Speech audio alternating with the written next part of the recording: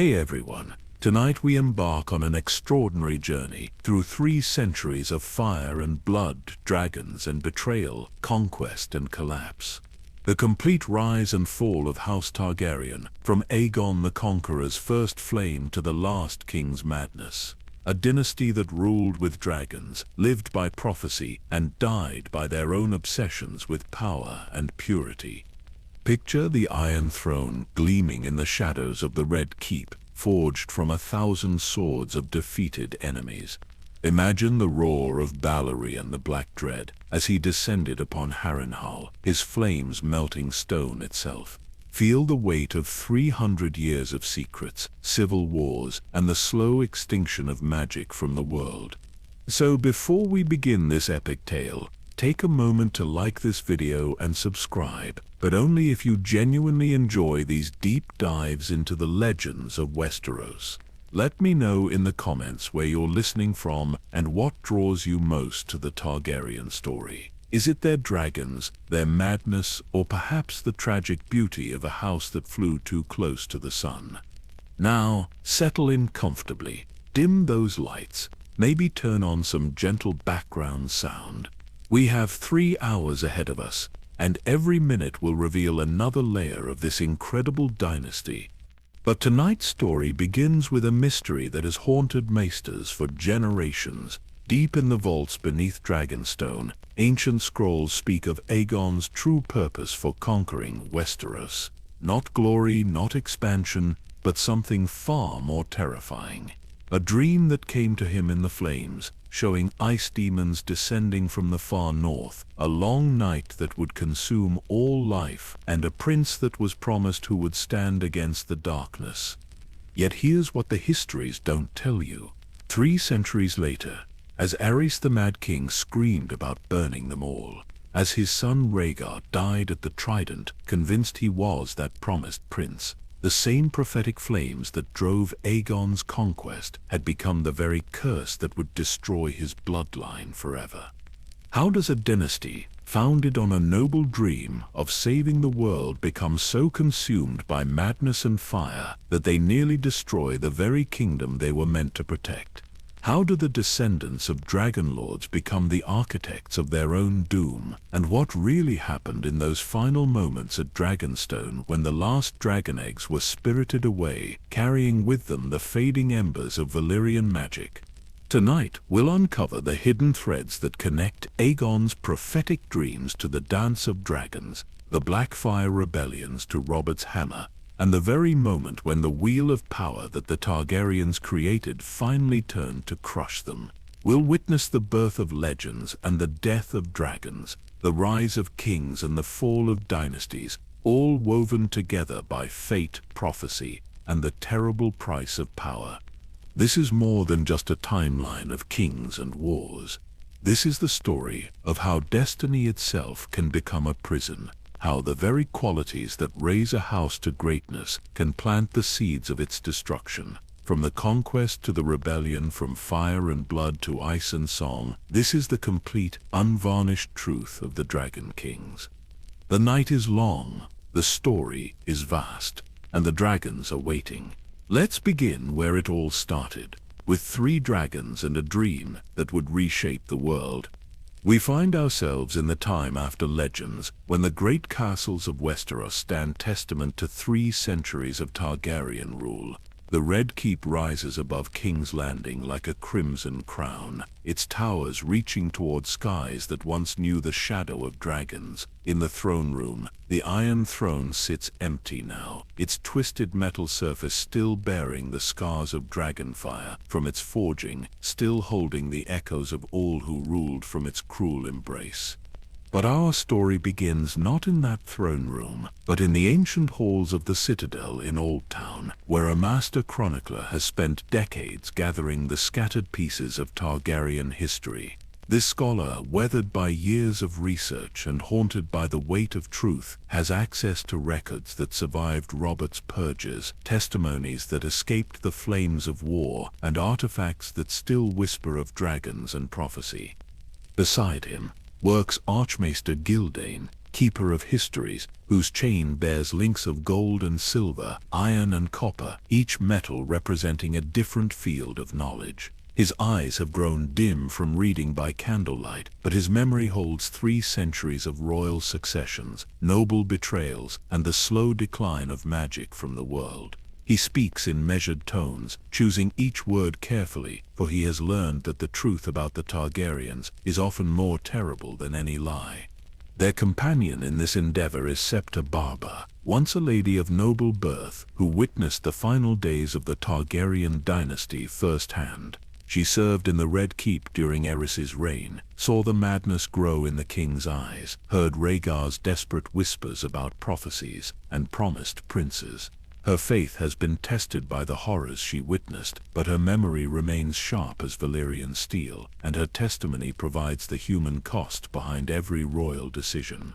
The walls around them are lined with tomes bound in leather and iron, scrolls sealed with the broken wax of long-dead kings, and relics that survived the sack of King's Landing.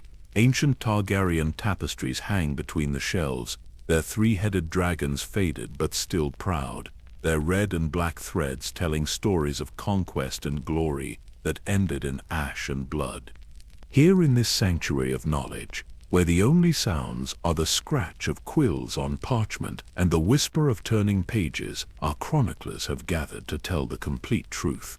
Not the sanitized histories that maesters write for noble children, not the heroic songs that bards perform in taverns, but the full account of how a dynasty built on dreams and dragons consumed itself from within.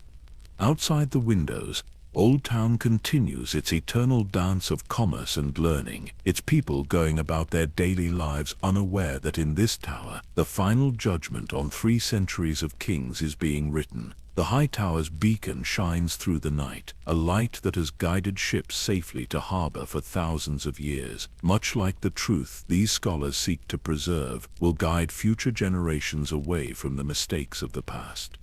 The chronicler's hands are stained with ink and marked by years of careful work, but they hold steady as he opens the first volume of Targaryen records. The binding creaks like old leather armor, releasing the scent of parchment and time. These are the documents that survived Mycad's purges, the Dance of Dragons, the Blackfire rebellions, and finally Robert's systematic destruction of Targaryen records. They have interviewed survivors of the Mad King's court, gathered testimonies from knights who served Rhaegar, spoken with servants who cleaned blood from the throne room floor after royal audiences. They have traced bloodlines through birth records and death certificates, mapped the web of marriages and murders that defined each generation, and carefully documented the slow transformation of a noble house into something darker.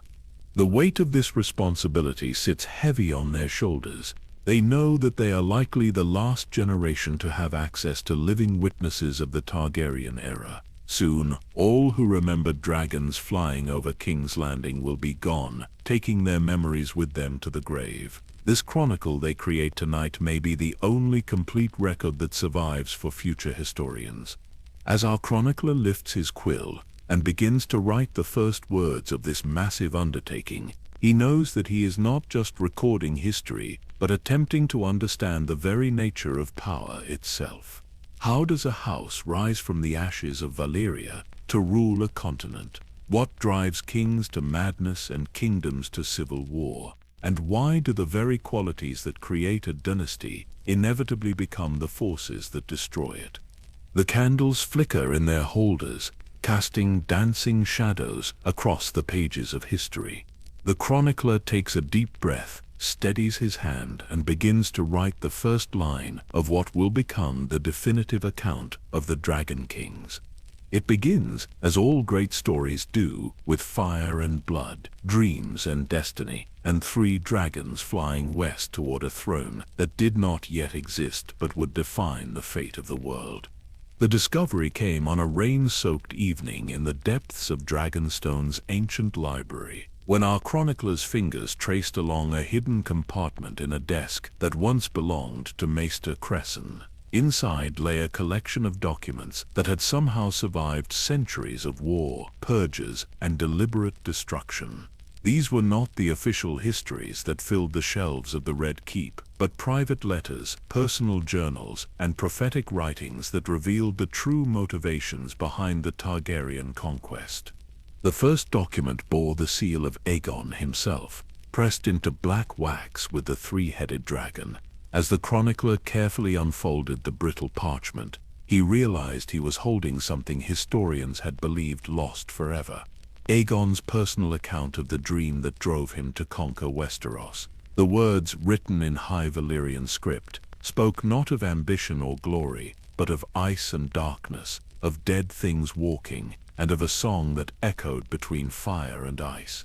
Archmaester Gildane leaned closer, his chain jingling softly as he translated the ancient text.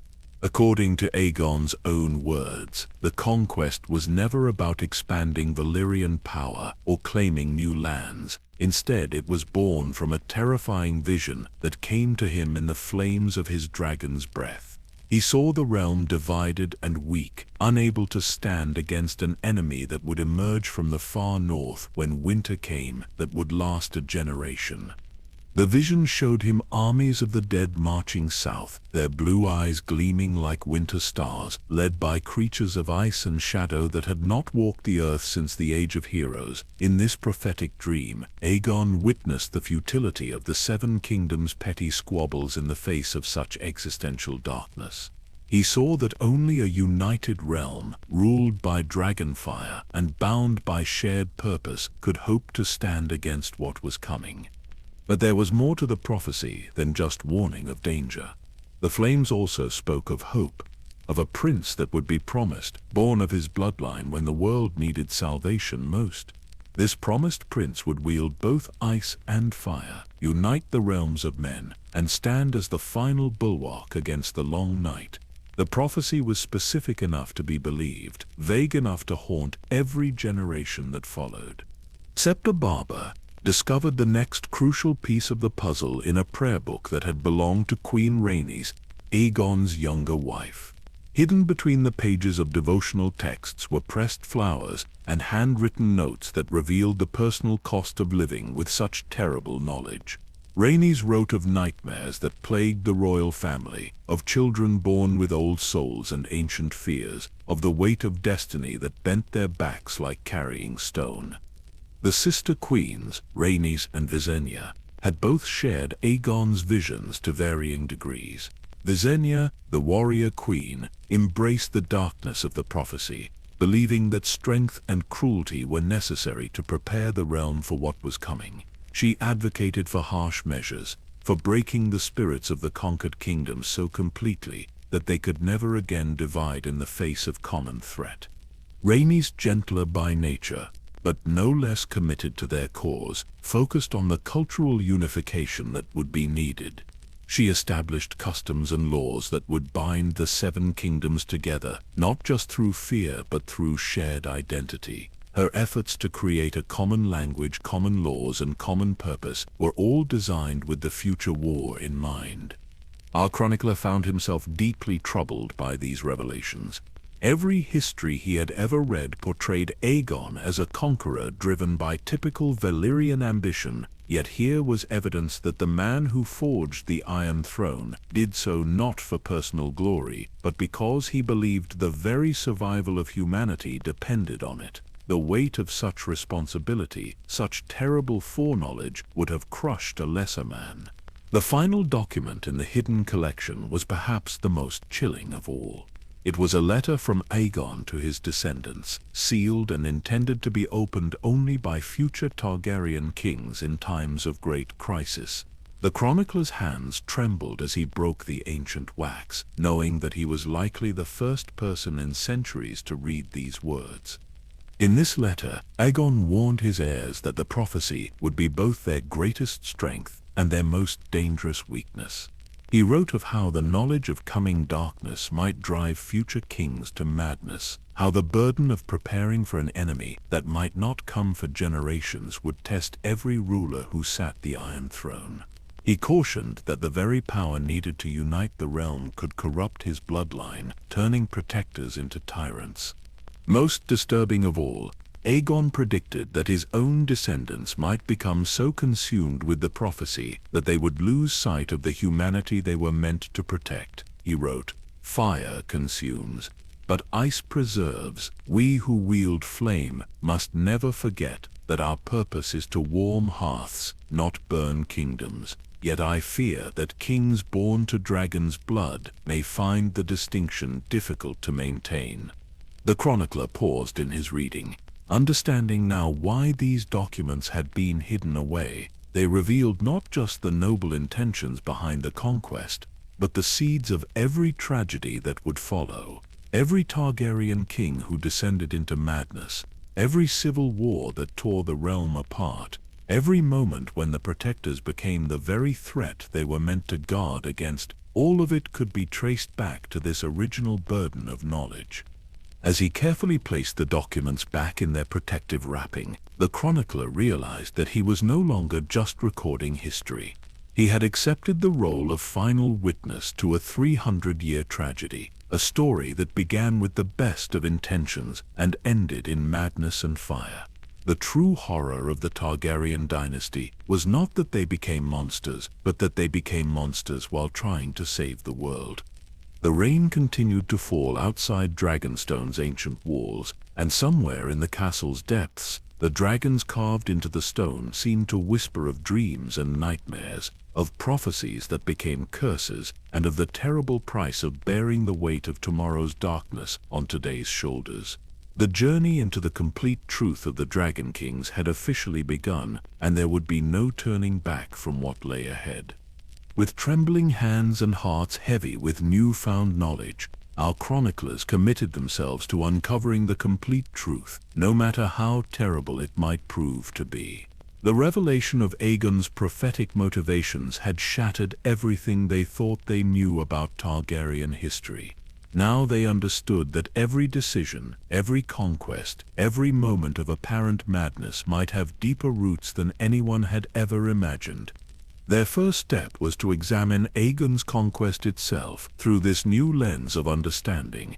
Traditional histories painted the invasion as a masterpiece of military strategy. 3 dragons against 7 kingdoms, fire and blood bringing order to chaos.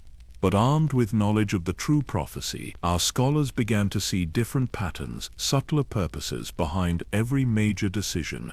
When Aegon landed at what would become King's Landing, he chose that specific location not just for its strategic position at the mouth of the Blackwater Rush, but because ancient records showed it was one of the southernmost points where the others had been sighted during the first long night. The hill where he built his first fortress, later to become the Red Keep, had once held a ring of weirwood trees that the first men used to watch for dangers from the north. Archmaester Gildane discovered references in old citadel records to messages Aegon sent to the maesters before his conquest even began. These letters, previously dismissed as propaganda, actually contained detailed requests for information about the wall, about wildling movements, about any strange weather patterns in the far north. Aegon was not just planning to conquer the 7 kingdoms, he was preparing them for a war that might not come for centuries. The conquest of Harrenhal took on new meaning through this lens. Yes, Harren the Black was a cruel king who needed to be stopped, but Harrenhal itself was the largest fortress in Westeros, positioned perfectly to serve as a stronghold against northern invasion. When Balerion the Black Dread melted the towers of Harrenhal, Aegon was not just demonstrating his power, he was eliminating a potential refuge for enemies who might use it against a united realm. Septa Barber found records in the Sept of Remembrance that revealed how deeply the conquest affected those who participated. Knights who fought alongside Aegon wrote of their king's sleepless nights, of how he would stand for hours staring north from whatever castle they occupied. They described a man driven not by ambition but by a burden so heavy it bent his shoulders even when he sat the Iron Throne.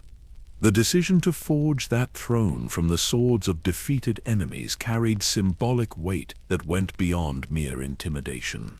Aegon melted those 1,000 blades with dragonfire because he understood that the weapons of division had to be transformed into a symbol of unity.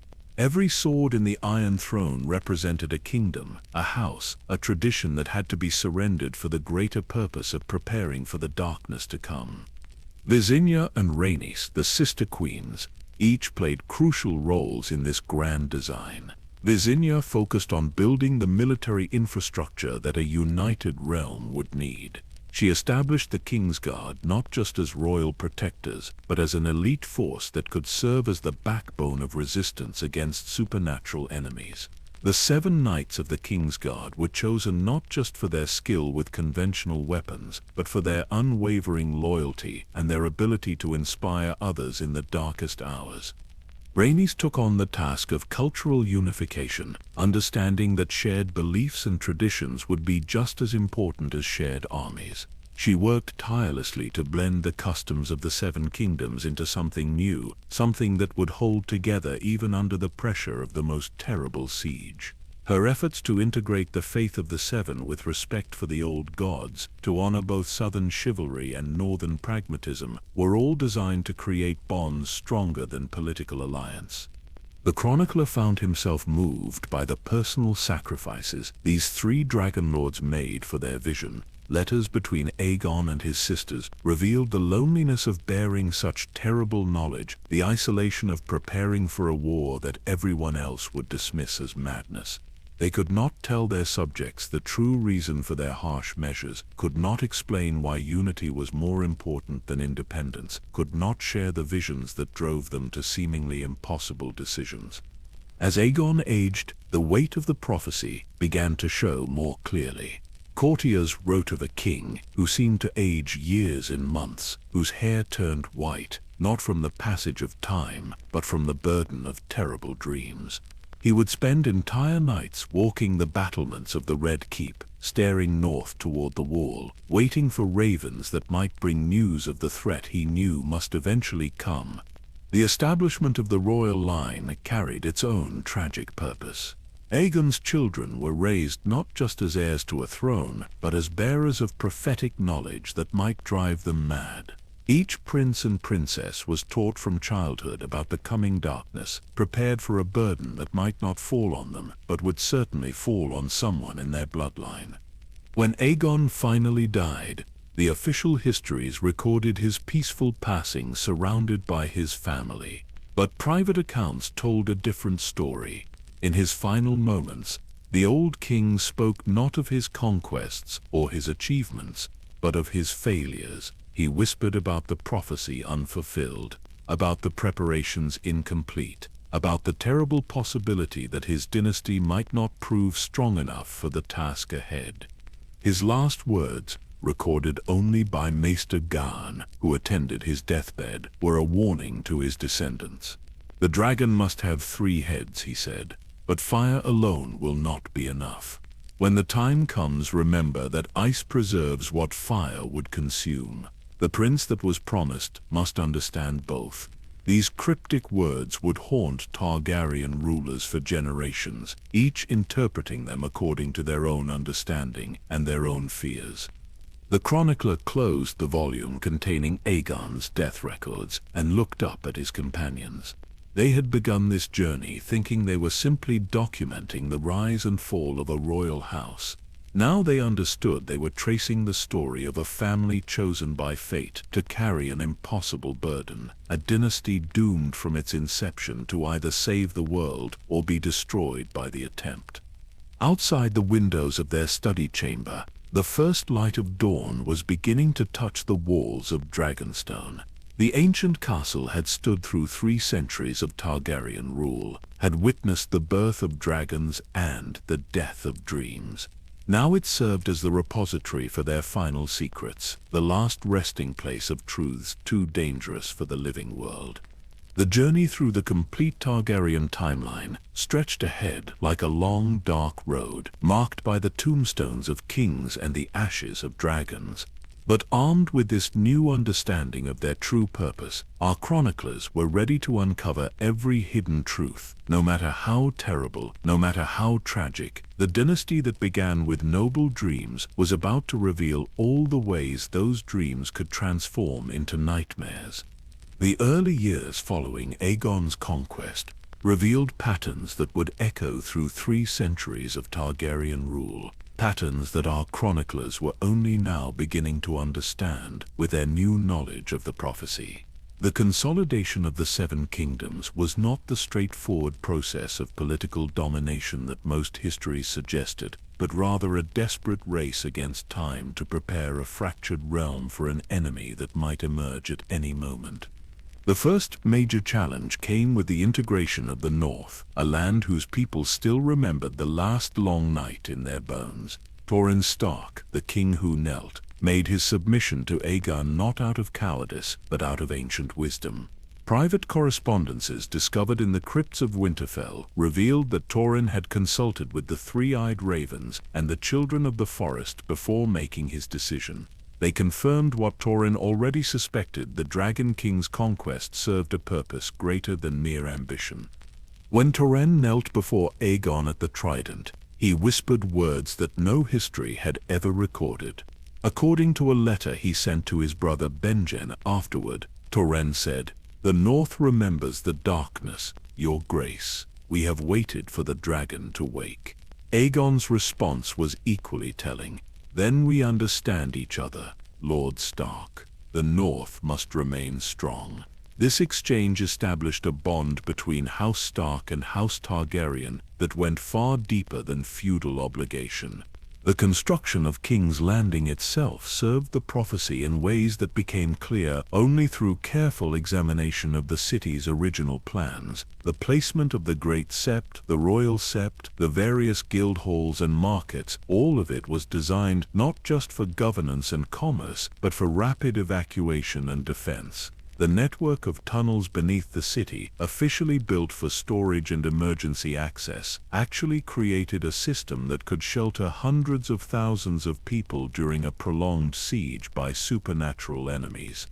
Archmaester Gildane discovered architectural drawings in the citadel that showed Aegon's original plans for the Red Keep included massive underground chambers filled with wildfire caches, strategic food stores, and weapon armories. The famous dragon skulls that decorated the throne room were not just trophies, they were reminders to every visitor that dragons had once existed and might need to exist again.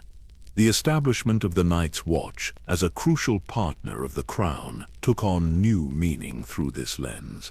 Traditional histories portrayed the Watch as a convenient dumping ground for criminals and political prisoners, but Aegon's private writings revealed his true intentions. He saw the Black Brothers as the first line of defense against the prophesied threat, and he consistently sent supplies, weapons, and even volunteers to strengthen the wall. Lord Commander Osric Stark, Torrhen's younger brother who had taken the Black before the conquest, became one of Aegon's most trusted advisors on matters relating to the far north. Their correspondence, preserved in the archives of Castle Black, showed that Aegon regularly sought reports not just on wildling movements, but on any strange phenomena beyond the wall: unusual weather patterns, animal behavior, reports of lights in the sky. All of it was carefully catalogued and studied for signs of the approaching darkness. The chronicler was struck by how Aegon's paranoia about northern threats influenced every major policy decision during his reign.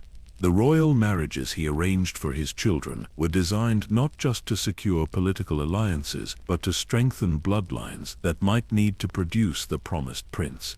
The establishment of maesters in every major castle served the dual purpose of spreading knowledge and creating a communication network that could rapidly relay warnings from the far north to King's Landing. Septa Barba uncovered evidence that Aegon had established a secret council of advisors whose sole purpose was to study the prophecy and plan for its fulfillment. This group, known only as the Guardians of Tomorrow, included maesters, septons, and even representatives from the House of Black and White in Braavos. They met in chambers deep beneath Dragonstone, poring over ancient texts and debating interpretations of prophetic visions. The group's records, written in a cipher that took our chroniclers months to decode, revealed the extent of Aegon's preparations. They had identified bloodlines across Westeros that carried the genetic markers associated with prophetic ability. They had catalogued every known cache of dragonglass in the Seven Kingdoms, understanding its importance in fighting the others. They had even established secret supply routes that could function independent of normal trade networks if the realm ever fell under siege. But perhaps most disturbing of all, the Guardians of Tomorrow had also begun to document the psychological toll that bearing prophetic knowledge took on the Targaryen bloodline. They noted how Aegon's dreams became more vivid and more terrifying as he aged, how Visenya developed an obsession with combat training that bordered on mania, how Rhaenys withdrew more and more into religious contemplation as the weight of future horrors pressed down upon her. The death of Rhaenys at Hellholt, in Dawn, marked a turning point that the official histories had never properly understood. Yes, she was killed during the Dornish resistance to Targaryen rule, but the circumstances were far more complex than simple military casualty. Letters from Dornish prisoners revealed that Rhaenys had been in secret communication with Dornish seers, seeking their knowledge of ancient prophecies. Her death came not during a battle, but during a ritual meant to strengthen prophetic visions. Visenya's response to her sister's death was swift and terrible, but it was not driven by mere grief or revenge. The systematic brutality with which she crushed Dornish resistance was motivated by her understanding that Rhaenys had died trying to fulfill their prophetic mission. Every castle she burned, every lord she killed was part of a desperate attempt to secure Dawn's cooperation in the greater war to come. The chronicler found himself deeply troubled by these revelations about the true cost of the Targaryen conquest. The official histories spoke of brave dragon lords bringing order to chaotic kingdoms, but the reality was far more complex and far more tragic. Aegon and his sisters had sacrificed not just their enemies, but themselves, their humanity, and ultimately their sanity to a vision of salvation that might never come to pass. As Aegon's reign progressed, the effects of carrying such terrible knowledge became more apparent. Court records showed increasing instances of the king speaking to empty air, of his insistence on consulting with advisors who had died years before, of his growing obsession with signs and portents that others could not see. The burden of prophecy was slowly driving the first Targaryen king toward the madness that would eventually consume his bloodline. The final years of Aegon's life were marked by a growing sense of failure and desperation. The promised signs of the coming darkness had not manifested. The prophesied enemy remained beyond the wall, and the king began to doubt whether his visions had been true or merely the fantasies of a mind cracking under impossible pressure. His attempts to hatch new dragons became increasingly frantic, his demands for reports from the north more insistent, his behavior more erratic. When word came of strange lights seen beyond the wall, of wildling tribes abandoning their traditional territories to flee south, Aegon's excitement was both hopeful and terrible. Perhaps the prophecy was finally beginning to unfold. Perhaps the centuries of preparation would soon be justified. But the reports proved false. The lights were merely the aurora. The wilding movements were due to harsh winters rather than supernatural threat. The disappointment broke something fundamental in Aegon's mind.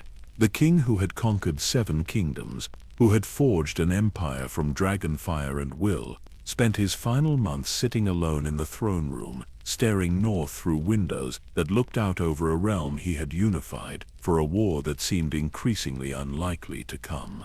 The Iron Throne, built to unite the 7 kingdoms against darkness, had become a prison for a man trapped between terrible visions and mundane reality. For decades after Aegon's death, the accepted explanation for his conquest seemed both logical and complete. The histories written by Maester Gawain and his successors painted a portrait of a brilliant military strategist who simply sought to expand Valyrian influence beyond the narrow sea. This version of events satisfied lords and small folk alike, offering a comprehensible narrative of ambition, conquest, and empire building that required no deeper contemplation of supernatural forces or prophetic visions. The Meisters of the Citadel, with their chains of reasoned learning, embraced this interpretation wholeheartedly. Grand Maester Benefer, who served under Aegon's son Enenus, wrote extensively about what he called the natural expansion theory. According to his analysis, Aegon had simply recognized that the fragmented Seven Kingdoms presented an opportunity for a dragon lord with superior military technology. The conquest was nothing more than inevitable historical progression, the strong consuming the weak as they always had throughout human history. This explanation gained further credence during the early reign of Aenys I, when the realm's attention turned to more immediate concerns than ancient prophecies. The faith militant uprising, the rebellion of Aegon's nephew Prince Margar, and the constant challenge of governing 7 distinct cultures provided ample evidence that practical politics mattered far more than mystical visions. Court officials and visiting dignitaries found it much easier to discuss trade agreements and tax policies than to contemplate warnings about ice demons and promised princes. Septa Barber discovered records from this period that showed how eagerly people embraced the mundane explanation for Targaryen rule. Letters between noble houses spoke with relief about finally having a normal royal family, one concerned with typical kingly duties rather than strange northern obsessions. Lord Royce wrote to Lord Lannister, "Thank the Seven that young Aenys seems more interested in building roads than staring at maps of the wall. Perhaps the dragon madness died with his father." The chronicler found extensive documentation of how this false conclusion became reinforced through repetition and institutional support. The Citadel began commissioning histories that emphasized the practical benefits of Targaryen rule while quietly omitting references to prophetic motivations. Trade flourished under unified rule, laws became more consistent across the realm, and the infrastructure improvements initiated by Aegon began to show tangible results in improved communication and transportation. Even within the royal family, there seemed to be widespread acceptance of this simpler explanation. Queen Alyssa, Aenys's wife, came from House Targaryen and brought with her a more conventional approach to monarchy.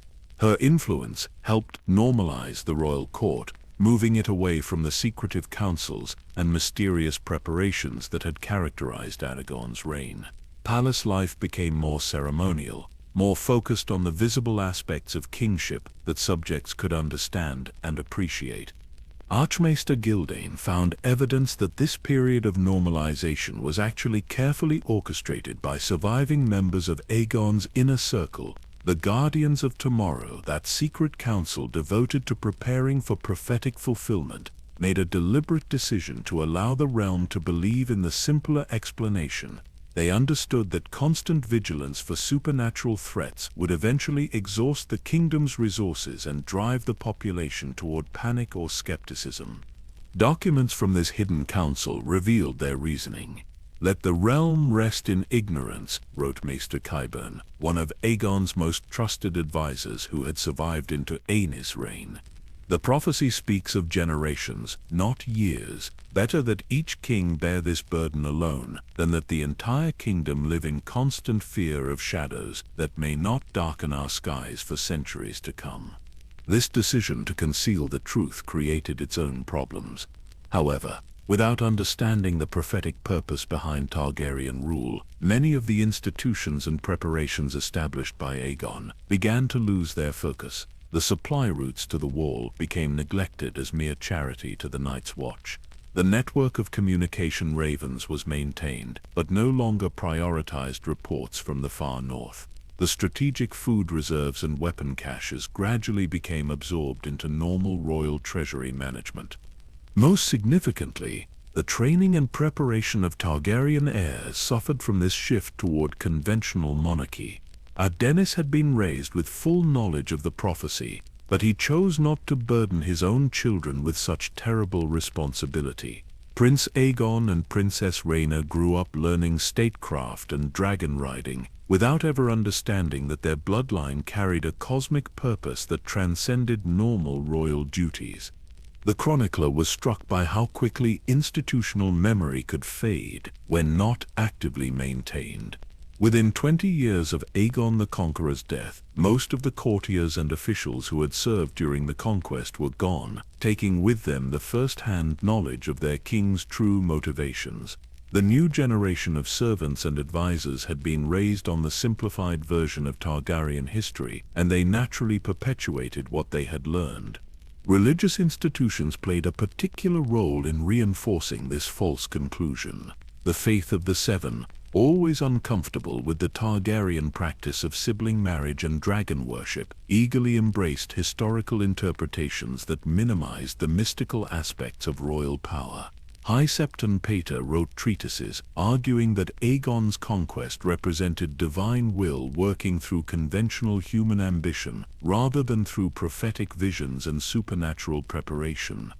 The Starks of Winterfell found themselves in an increasingly difficult position during this period. They alone among the great houses retained full knowledge of the prophetic truth behind Targaryen rule, but they were bound by oath and ancient wisdom to keep that knowledge secret. Lord Torrhen's son Brandon wrote privately to his maester about the frustration of watching the realm forget its true purpose while being unable to remind them without breaking sacred trusts. Yet even as the false conclusion gained widespread acceptance, troubling signs began to emerge that suggested the simpler explanation was incomplete. Strange reports continued to filter down from the wall about unusual animal behavior, about wildling shamans speaking of dreams filled with ice and darkness, about ancient burial mounds that had been disturbed by creatures that left no tracks. These reports were dismissed by most as the superstitions of primitive peoples, but they troubled those few who still remembered Aegon's warnings. The dragons themselves seemed restless during this period of enforced normalcy. Balerion, now ridden by Prince Maega, became increasingly difficult to control, often flying north without command and refusing to return for days at a time. Vhagar and Meraxes showed similar behavioral changes, as if they could sense something their human companions chose to ignore. Dragon keepers reported that all three beasts had begun sleeping fitfully, crying out in their dreams with sounds that resembled nothing so much as warnings. The chronicler discovered that several members of the royal household had begun experiencing vivid dreams during the later years of Aenys's reign, dreams that echoed the prophetic visions that had driven Aegon's conquest. But in the atmosphere of determined normalcy that characterized the court, these dreamers were encouraged to seek treatment from maesters rather than interpretation from seers. The prophetic gift that was meant to guide Targaryen rulers was being systematically suppressed by the very people it was meant to protect. As Aenyss's health began to decline under the stress of constant rebellions and political challenges, some observers noted that his final months were marked by a return to his father's old habits. He began requesting reports from the Night's Watch, studying maps of the far north, and speaking privately with the few remaining advisors who had served during the conquest. But by then the institutional momentum toward the false conclusion had become so strong that even the king's own behavior was interpreted as evidence of the madness that had supposedly afflicted his father in old age. The death of King Aenys in 42 AC marked the end of the first generation of normalized Targaryen rule and the beginning of a much darker chapter in the dynasty's history. The false conclusion that had provided comfort and stability for 2 decades was about to be shattered by the rise of Maega the Cruel, a king whose brutality would force the realm to confront uncomfortable truths about the true nature of dragon power and the terrible costs of wielding it in an unforgiving world. The reign of Maega the Cruel shattered the comfortable illusions that had grown up around Targaryen rule during his brother's peaceful years on the Iron Throne. When Maega seized power in 42 AC following Aenys's death, he brought with him a return to the harsh realities that Aegon the Conqueror had understood but his immediate successor had tried to forget. The realm was about to learn that dragon power came with a terrible price, and that the Targaryen bloodline carried within it forces that could not be safely ignored or suppressed. Our chronicler discovered that Maegor's transformation from prince to tyrant was not the sudden corruption that most histories suggested, but rather the inevitable result of bearing prophetic knowledge without the wisdom to properly channel it. Unlike his gentle brother Aenys, Maegor had been chosen by their father to receive the complete truth about the coming darkness. Aegon had recognized in his younger son the strength that would be needed to prepare the realm for supernatural war, but he had underestimated the psychological cost of that preparation. Private letters between Aegon and Maester Wyman, discovered in the ruins of Harrenhal, revealed the careful planning that went into Maegor's education. From childhood, he had been trained not just in swordplay and dragon riding, but in the harsh mathematics of survival. He learned that kingdoms could only be held together through strength, that enemies of the realm must be crushed without mercy, and that the luxury of moral qualms was something the Targaryen bloodline could not afford when the fate of humanity hung in the balance. The faith militant uprising that began during Aenys's reign and escalated under Maegor represented more than simple religious resistance to Targaryen customs. Septa Barba found records in the archives of the Starry Sept that showed the faith's leaders had begun to suspect the true nature of Targaryen power. High Septon Pater had received reports from Septons serving in the north about strange activities at the Wall, about ravens carrying messages in ancient languages, about the unusual interest that Targaryen kings showed in matters beyond normal royal concern. The faith's rebellion was thus not just about sibling marriage or dragon worship, but about a fundamental challenge to the prophetic authority that justified Targaryen rule. When the faith militant took up arms, they were essentially arguing that the Seven Kingdoms should be governed by conventional religious and moral principles rather than by the terrible logic of preparation for supernatural war. It was a conflict between two incompatible worldviews, and Maegor understood that only one could survive. Archmaester Gildane discovered battle accounts that revealed the true horror of Maegor's campaign against the faith militant. The king's tactics went far beyond normal military necessity, employing levels of brutality that shocked even his own supporters. But viewed through the lens of prophetic purpose, Maegor's actions became grimly comprehensible. He was not just crushing a rebellion, he was demonstrating to the entire realm that challenges to Targaryen authority would be met with dragon fire and death. The construction of the Red Keep's most infamous features began during Maegor's reign, projects that seemed like the products of a madman's paranoia, but actually served the larger prophetic purpose. The throne room was redesigned to accommodate not just the Iron Throne, but also the massive dragon skulls that served as constant reminders of Targaryen power. Secret passages were carved throughout the castle, creating escape routes and defensive positions that would be crucial during a prolonged siege. Most telling of all, Maegor ordered the construction of the Great Hall's hidden chambers, vast underground spaces that could shelter the entire royal court for months if necessary. The official explanation was that these chambers would provide security during times of rebellion, but the architectural plans showed features designed for defense against enemies that could not be fought with conventional weapons. Walls carved with protective runes, storage areas for dragonglass weapons, and ventilation systems that could be sealed against airborne threats, all pointed to preparations for a very different kind of war. The chronicler was deeply troubled by records of Maegor's personal transformation during this period.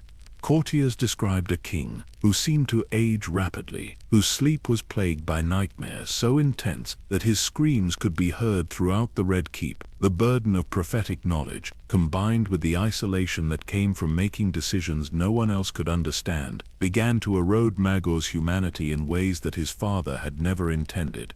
Dragon behavior during Maegor's reign provided another piece of the puzzle. Balerion, the great black beast that had carried Aegon to victory, became increasingly aggressive and unpredictable under his new rider. The dragon would often refuse commands, flying north for days at a time before returning exhausted and agitated. Dragon keepers reported that Balerion had begun responding to sounds and scents that humans could not detect, suggesting that the beast was aware of threats beyond normal perception. The multiple wives that Maegor took were not simply the product of his appetites or his cruelty, but part of a desperate attempt to ensure the continuation of the Targaryen bloodline. Documents found in the personal effects of Queen Alice Haraway revealed that Maegor had consulted with bloodline specialists, seeking wives whose families showed traces of prophetic ability or resistance to supernatural influence. Each marriage was a calculated attempt to strengthen the genetic inheritance that future dragon kings would need. The mysterious deaths of Maegor's wives and children took on new significance when viewed through this prophetic lens. Rather than simple political murders or the results of the king's cruelty, these deaths appeared to be connected to the same supernatural forces that the Targaryens were meant to oppose. Maester Desmond's private notes suggested that several of the queens had begun experiencing prophetic dreams before their deaths, dreams that drove them to behaviors that Maegor interpreted as threats to the realm's security. Perhaps most disturbing of all was the discovery of Maegor's personal writings hidden behind false walls in his private chambers. These documents, written in a mixture of High Valyrian and runic scripts, revealed a king slowly descending into madness as he tried to reconcile his human nature with the inhuman demands of his prophetic role. He wrote of feeling like a prisoner in his own body, forced to commit acts of brutality that sickened him, but which seemed necessary for the greater purpose of preparing the realm. The construction of multiple castles during Maegor's reign, including the completion of Harrenhal's rebuilding and the expansion of Dragonstone's defenses, created a network of strongholds that could serve as refuges during the prophesied Long Night. Each castle was positioned to control key trade routes and strategic positions, but also to provide overlapping fields of fire for dragons defending against northern invasion. The enormous cost of these projects nearly bankrupted the crown, but Maegor seemed willing to sacrifice the kingdom's immediate prosperity for its long-term survival. The rebellion of Prince Aegon, Anatis's eldest son, represented more than just a challenge to Maegor's usurpation of the throne. Prince Aegon had been raised without knowledge of the prophecy, educated in the conventional principles of kingship and justice that made Maegor's methods seem like inexcusable tyranny. When civil war erupted between uncle and nephew, it was really a conflict between two different concepts of what Targaryen rule should represent. The death of Prince Aegon beneath the walls of the Red Keep marked the moment when the prophetic burden fully consumed Maegor's humanity. Witnesses reported that after killing his nephew in single combat, Maegor stood over the body and wept, not from grief, but from the terrible understanding that he had become exactly the kind of monster that the prophecy warned the realm would need. The king who had once been Aegon the Conqueror's beloved younger son had transformed into something that his own father might not have recognized. The final years of Maegor's reign were marked by increasing isolation and paranoia, but also by a frantic acceleration of preparations for the coming darkness. The king ordered massive quantities of dragon glass to be mined and worked into weapons, established supply depots throughout the realm, and created detailed plans for the evacuation and defense of major population centers. To his subjects, these activities seemed like the obsessions of a madman, but they represented the most comprehensive preparation for supernatural war that Westeros had ever seen. When Maegor died in 48 AC, found dead on the Iron Throne with his throat cut by an unknown blade, the realm breathed a collective sigh of relief. The tyrant was gone, his brutalities were over, and perhaps the Targaryen dynasty could return to the more civilized approach that Aenys had represented. But the chronicler understood that Maegor's death represented something far more troubling than the end of a cruel reign. It marked the moment when the prophetic burden passed to a new generation, one that would have to find its own way of balancing human decency with the terrible demands of preparing for an enemy that might not come for centuries. The ascension of Jaehaerys I to the Iron Throne in 48 AC represented what many considered the salvation of the Targaryen dynasty from the darkness that had consumed Maegor the Cruel. Here was a king who seemed to embody all the noble qualities that subjects wanted in their ruler, combining the strength necessary to maintain order with the wisdom to govern justly. Yet our chroniclers discovered that Jaehaerys' remarkable reign was built upon the same prophetic foundation that had driven his predecessors, merely channeled through a more sophisticated understanding of human nature and political necessity. Unlike Maegor, who had approached the prophetic burden with the blunt instrument of fear and violence, Jaehaerys developed what could only be described as a masterpiece of subtle preparation. The young king understood that the realm could not survive centuries of tyrannical rule while waiting for a supernatural enemy that might never come. Instead, he chose to weave the necessary preparations into the fabric of good governance, making the kingdom stronger and more unified through policies that appeared to serve immediate practical needs. Archmaester Gildane found extensive correspondence between Jaehaerys and the surviving members of his grandfather's secret council, the Guardians of Tomorrow.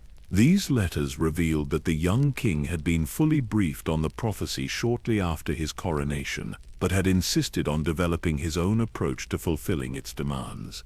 Rather than ruling through fear as Madagor had done, Jaehaerys chose to rule through prosperity and justice, understanding that a content and unified realm would be far more capable of facing supernatural threats than a kingdom held together only by terror. The famous progress that Jaehaerys and his sister wife Alysanne made throughout the Seven Kingdoms served multiple purposes beyond the obvious political benefits of royal visibility. Private records kept by Queen Alysanne revealed that each stop on their journey included careful assessment of local defenses, evaluation of food production capabilities, and discreet inquiries about unusual phenomena or ancient knowledge. The royal couple were not just showing themselves to their subjects, they were conducting the most comprehensive survey of the realm's military and mystical resources ever undertaken. The establishment of the King's Landing sewer system, often cited as evidence of Jaehaerys' practical governance, actually incorporated defensive features that would not be apparent until viewed through the lens of prophetic preparation. The underground tunnels were designed not just for waste removal, but as potential shelters and defensive positions. The network connected every major building in the capital, creating a hidden city beneath the visible one that could house thousands of people during a prolonged siege. Septa Barba discovered that the doctrine of exceptionalism, which officially sanctioned Targaryen sibling marriage, contained hidden provisions that had never been made public. The complete text, preserved in the private archives of the faith, included detailed genealogical requirements and bloodline purity standards that went far beyond what was necessary for simple political legitimacy. These requirements were clearly designed to preserve specific genetic traits associated with prophetic ability and resistance to supernatural influence. The establishment of the King's Road and other major highways throughout the realm served obvious commercial and administrative purposes, but the routes chosen also reflected strategic considerations for rapid military mobilization in response to threats from the far north. Every major road led ultimately toward the Wall, creating supply lines and troop movement corridors that could facilitate the rapid deployment of southern armies to reinforce the Night's Watch if necessary.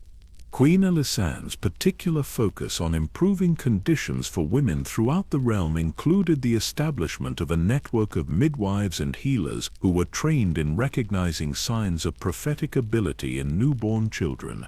Records from the Citadel showed that children identified as having unusual sensitivities or capabilities were often quietly sponsored for advanced education or brought to court as wards, ostensibly as rewards for loyal service, but actually as part of ongoing efforts to identify and cultivate the prophetic gifts that might be crucial in future generations.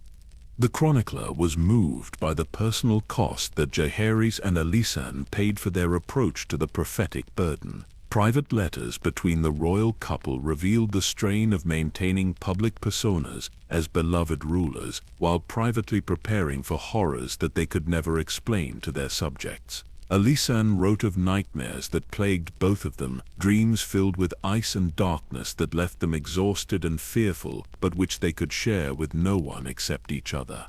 The dragon population expanded significantly during Jaehaerys's reign, but not through random breeding as most histories suggested.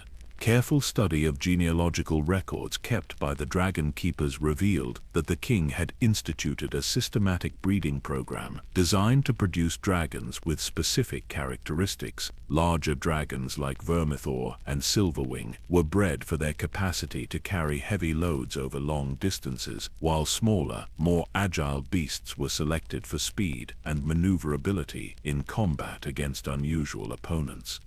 The Great Council of 101 AC, traditionally viewed as a precedent-setting moment for royal succession, actually served as cover for something far more significant. While the lords of Westeros debated the relative merits of different claimants to the throne, the real decision-makers were assessing which candidate would be most capable of bearing the prophetic burden. The choice of Viserys over Rhaenys was not just about male primogeniture, but about bloodline analysis that suggested Viserys's children would be more likely to inherit the mystical abilities that prophecy demanded. During the later years of Jaehaerys' reign, reports began filtering south from the Wall about increased wildling activity and strange phenomena beyond the Great Barrier. The king's response was swift but subtle, increasing the flow of supplies and volunteers to the Night's Watch, while publicly maintaining that such support was simply part of traditional royal obligations. Private communications with Lord Commander Corgyle revealed that Jaehaerys had begun to believe that the prophesied threat might manifest within the next few generations rather than centuries in the future. The establishment of regional granaries throughout the kingdom, ostensibly designed to prevent famine during poor harvests, actually created a network of food storage that could sustain the entire population of Westeros during a prolonged siege. The locations chosen for these granaries were all inland, protected from naval attack, and positioned along the road networks that led away from the Wall. Every aspect of the system suggested preparation for a conflict that would require the evacuation and feeding of massive populations over extended periods. Alysanne's particular interest in the Night's Watch, including her famous visit to the Wall and her donation of gold and jewels to improve their fortifications, reflected her deep understanding of their crucial role in the kingdom's future defense. Letters between the Queen and Maester Aemon Targaryen, who had taken the Black years earlier, revealed ongoing discussions about the mystical properties of the Wall itself and the ancient magic that was woven into its construction. The chronicler found evidence that Jaehaerys had quietly established a network of agents throughout the known world, ostensibly for trade and diplomatic purposes, but actually focused on gathering information about supernatural threats and ancient knowledge that might prove relevant to the prophecy. Reports from Bravos, Pentos, and even distant Yi were carefully analyzed for references to ice demons, seasonal magic, or bloodlines that might carry prophetic abilities. Perhaps most significantly, the reign of Jaehaerys saw the compilation of the most comprehensive library of mystical and prophetic knowledge ever assembled in Westeros. Hidden beneath the Red Keep, accessible only to the king and his most trusted advisors, this collection included texts from Valyria, Asshai, and the Summer Isles, all focused on understanding supernatural threats and developing defenses against them. The knowledge gathered during Jaehaerys' reign would prove crucial for future generations who would finally face the darkness that the prophecy had long foretold. The death of Queen Alysanne in 100 AC marked the beginning of the end for the golden age of Targaryen rule. Without his beloved partner to share the burden of prophetic knowledge, Jaehaerys began to age rapidly, his health declining as the weight of preparing for future horrors pressed down upon him. The king, who had spent 55 years carefully balancing the demands of good governance with the necessities of supernatural preparation, found himself increasingly isolated as the only person who truly understood what was at stake for the kingdom he had spent his life protecting. The death of Jaehaerys in 103 AC brought his grandson Viserys to the Iron Throne, a king who would inadvertently plant the seeds of the most devastating civil war in Targaryen history. Yet our chroniclers discovered that what historians had long viewed as the tragic result of succession disputes was actually something far more complex and deeply rooted in the prophetic burden that had shaped every Targaryen reign since the conquest. Viserys inherited more than just a crown from his grandfather.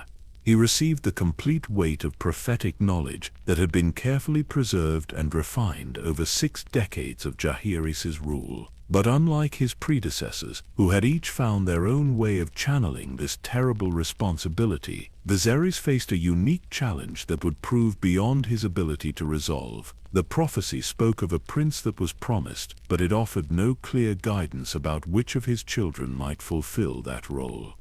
Archmaester Gildayn uncovered private journals kept by King Viserys that revealed the agonizing process by which he tried to interpret prophetic visions that had grown increasingly vivid and specific during the early years of his reign.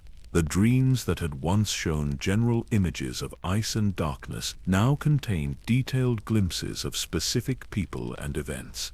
Viserys saw a silver-haired prince standing against an army of the dead, a great fire burning in the heart of winter, and dragons dancing in skies filled with falling snow. The problem that tormented Viserys was that these visions seemed to point toward multiple possible fulfillments.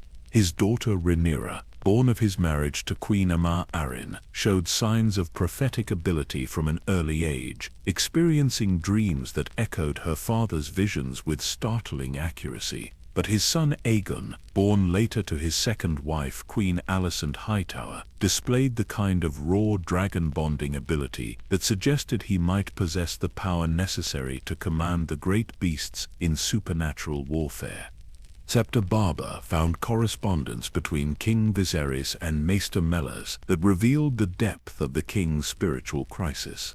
The prophecy had always promised clarity about the identity of the chosen prince, but as Viserys aged, that clarity seemed to fragment into contradictory possibilities.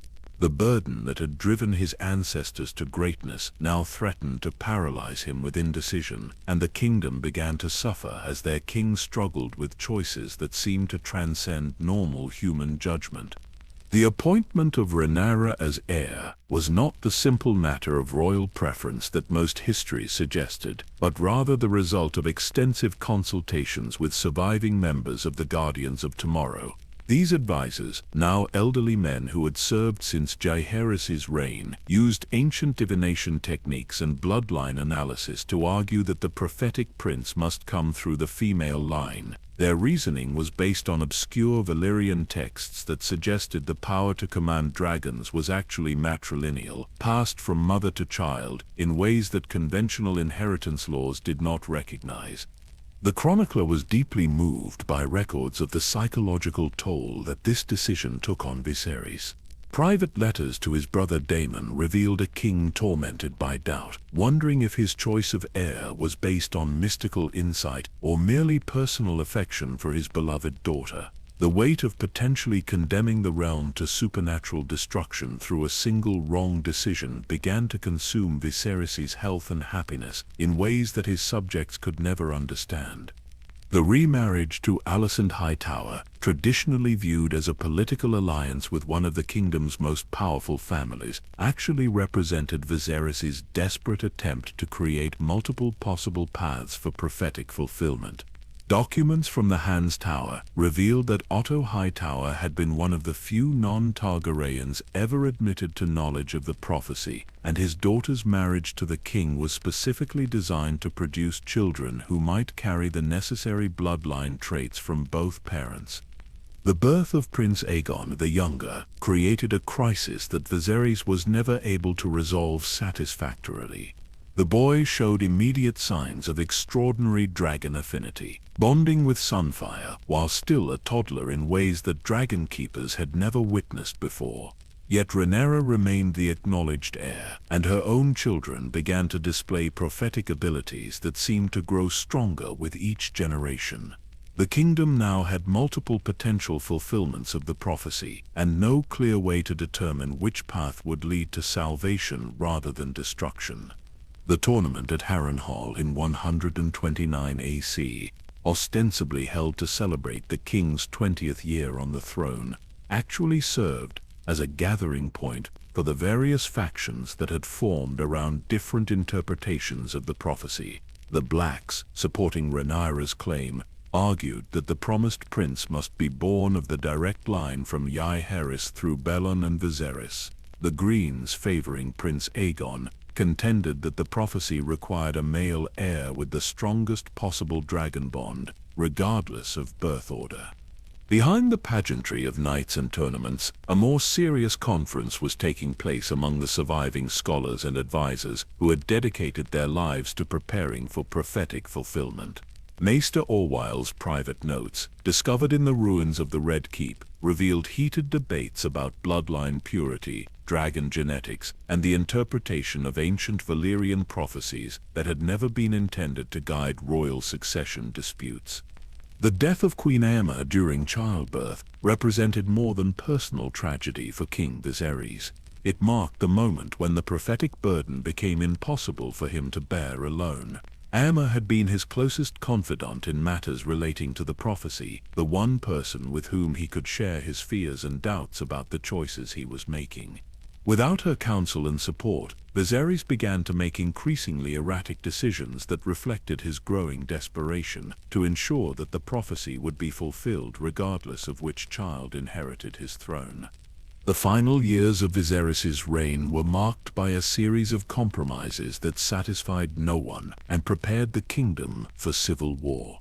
His refusal to definitively choose between his children, his attempts to maintain both Rhaenyra as heir and Aegon as a potential alternative, his complex marriage arrangements for his grandchildren, all of these decisions reflected a king paralyzed by prophetic knowledge that had become too specific to ignore, but too contradictory to follow.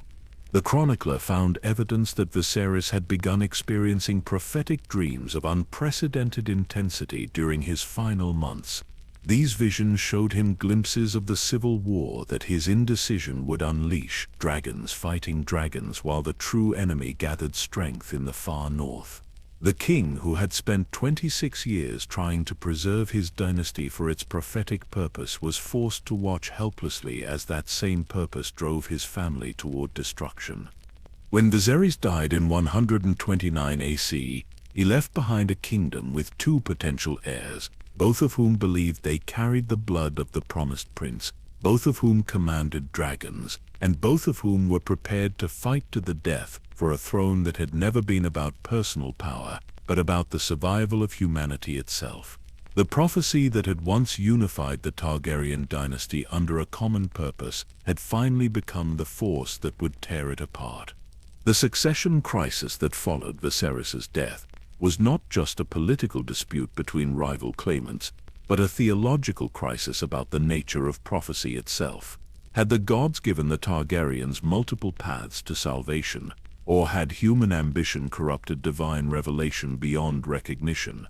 The answer would be written in dragon fire and innocent blood, as the realm prepared for a war that would consume the very power it was meant to preserve.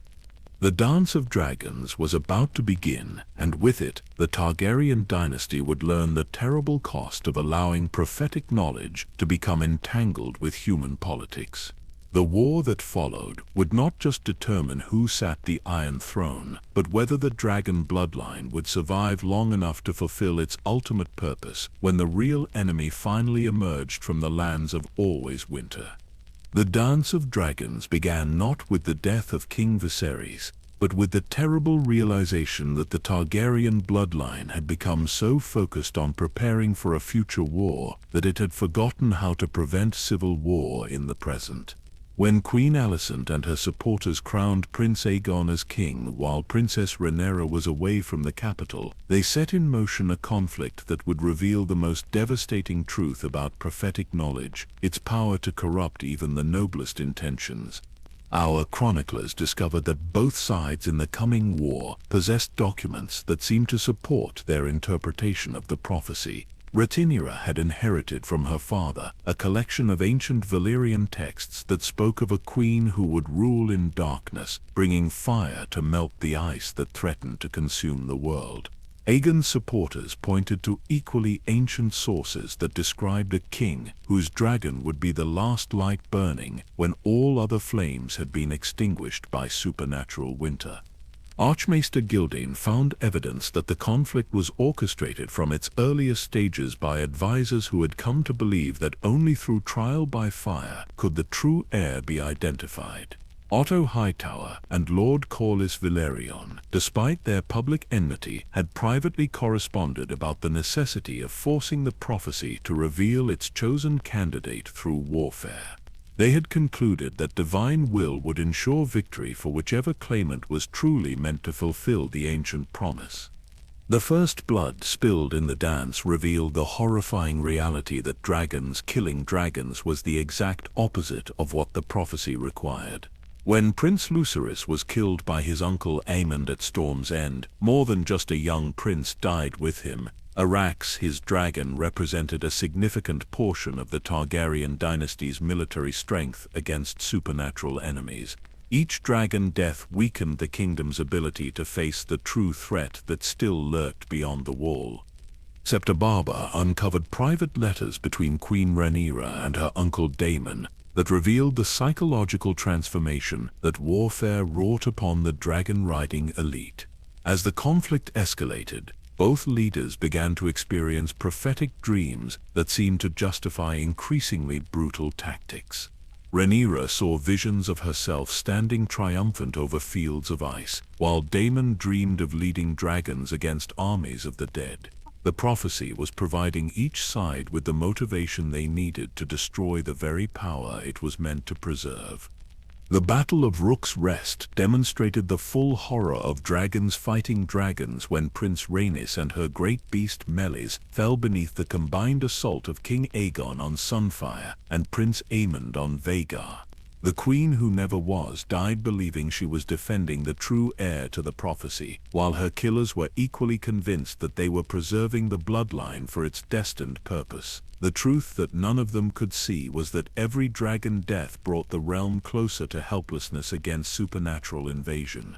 The chronicler was particularly struck by accounts of the psychological breakdown that began to affect both sides as the war progressed. Dragon riders who had been raised on stories of their ancestors' noble purposes found themselves committing acts that would have horrified Aegon the Conqueror. Blood and cheese, the assassination of Prince Jaehaerys, the burning of the Riverlands, all of these atrocities were justified by appeals to prophetic necessity, as if the gods demanded maximum suffering to reveal their chosen champion.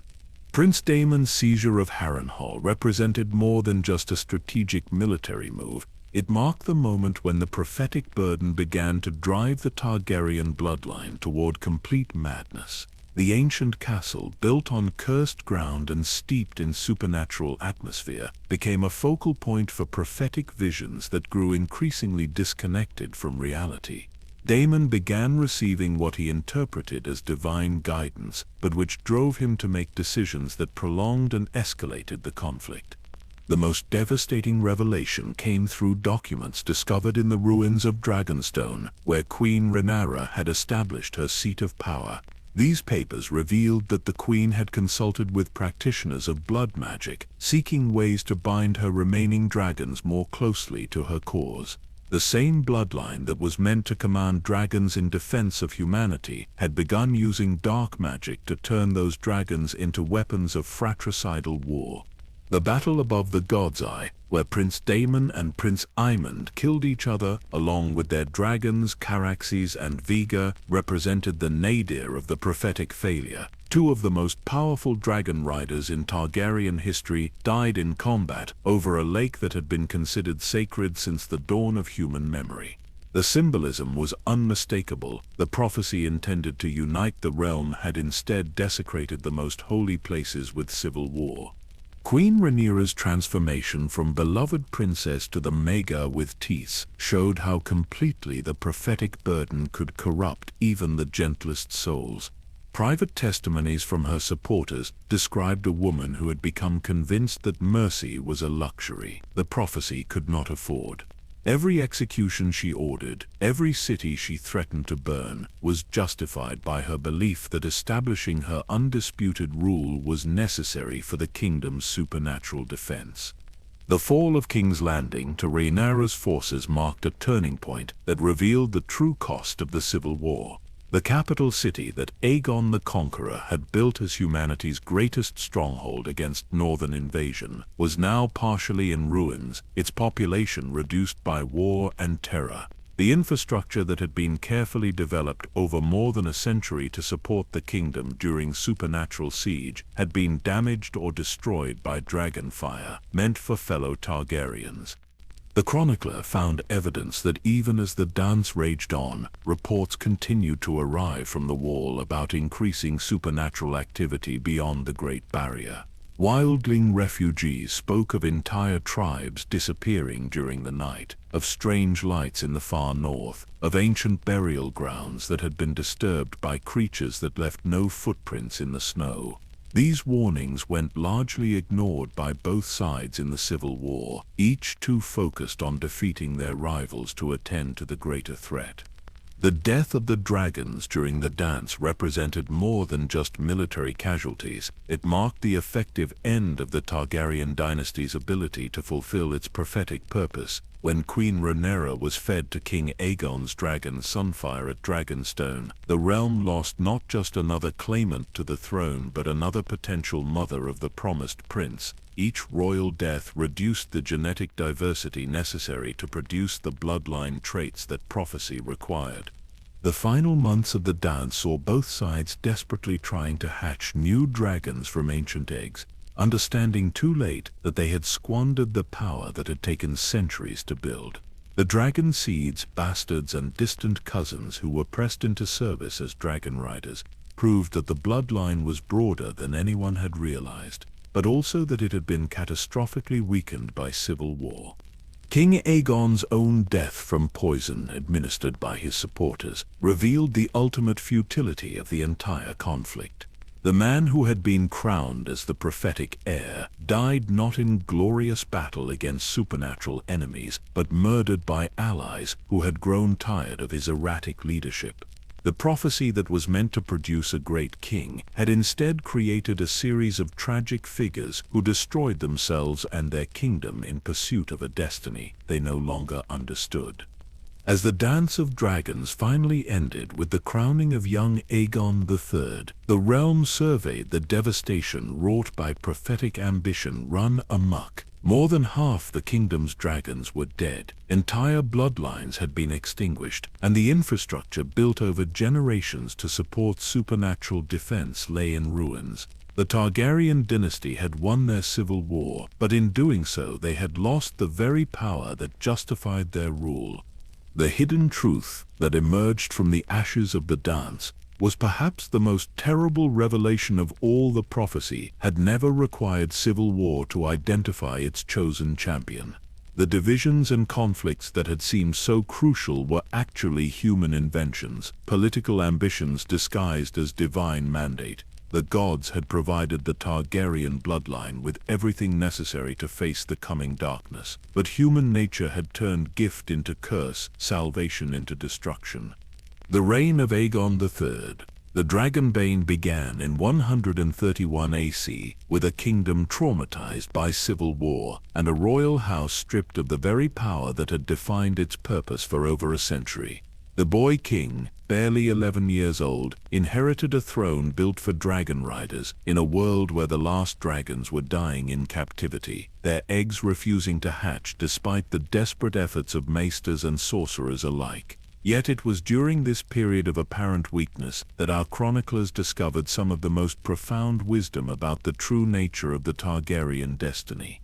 The surviving members of the royal family and their advisors began a process of deep reflection about what had gone wrong during the Dance of Dragons.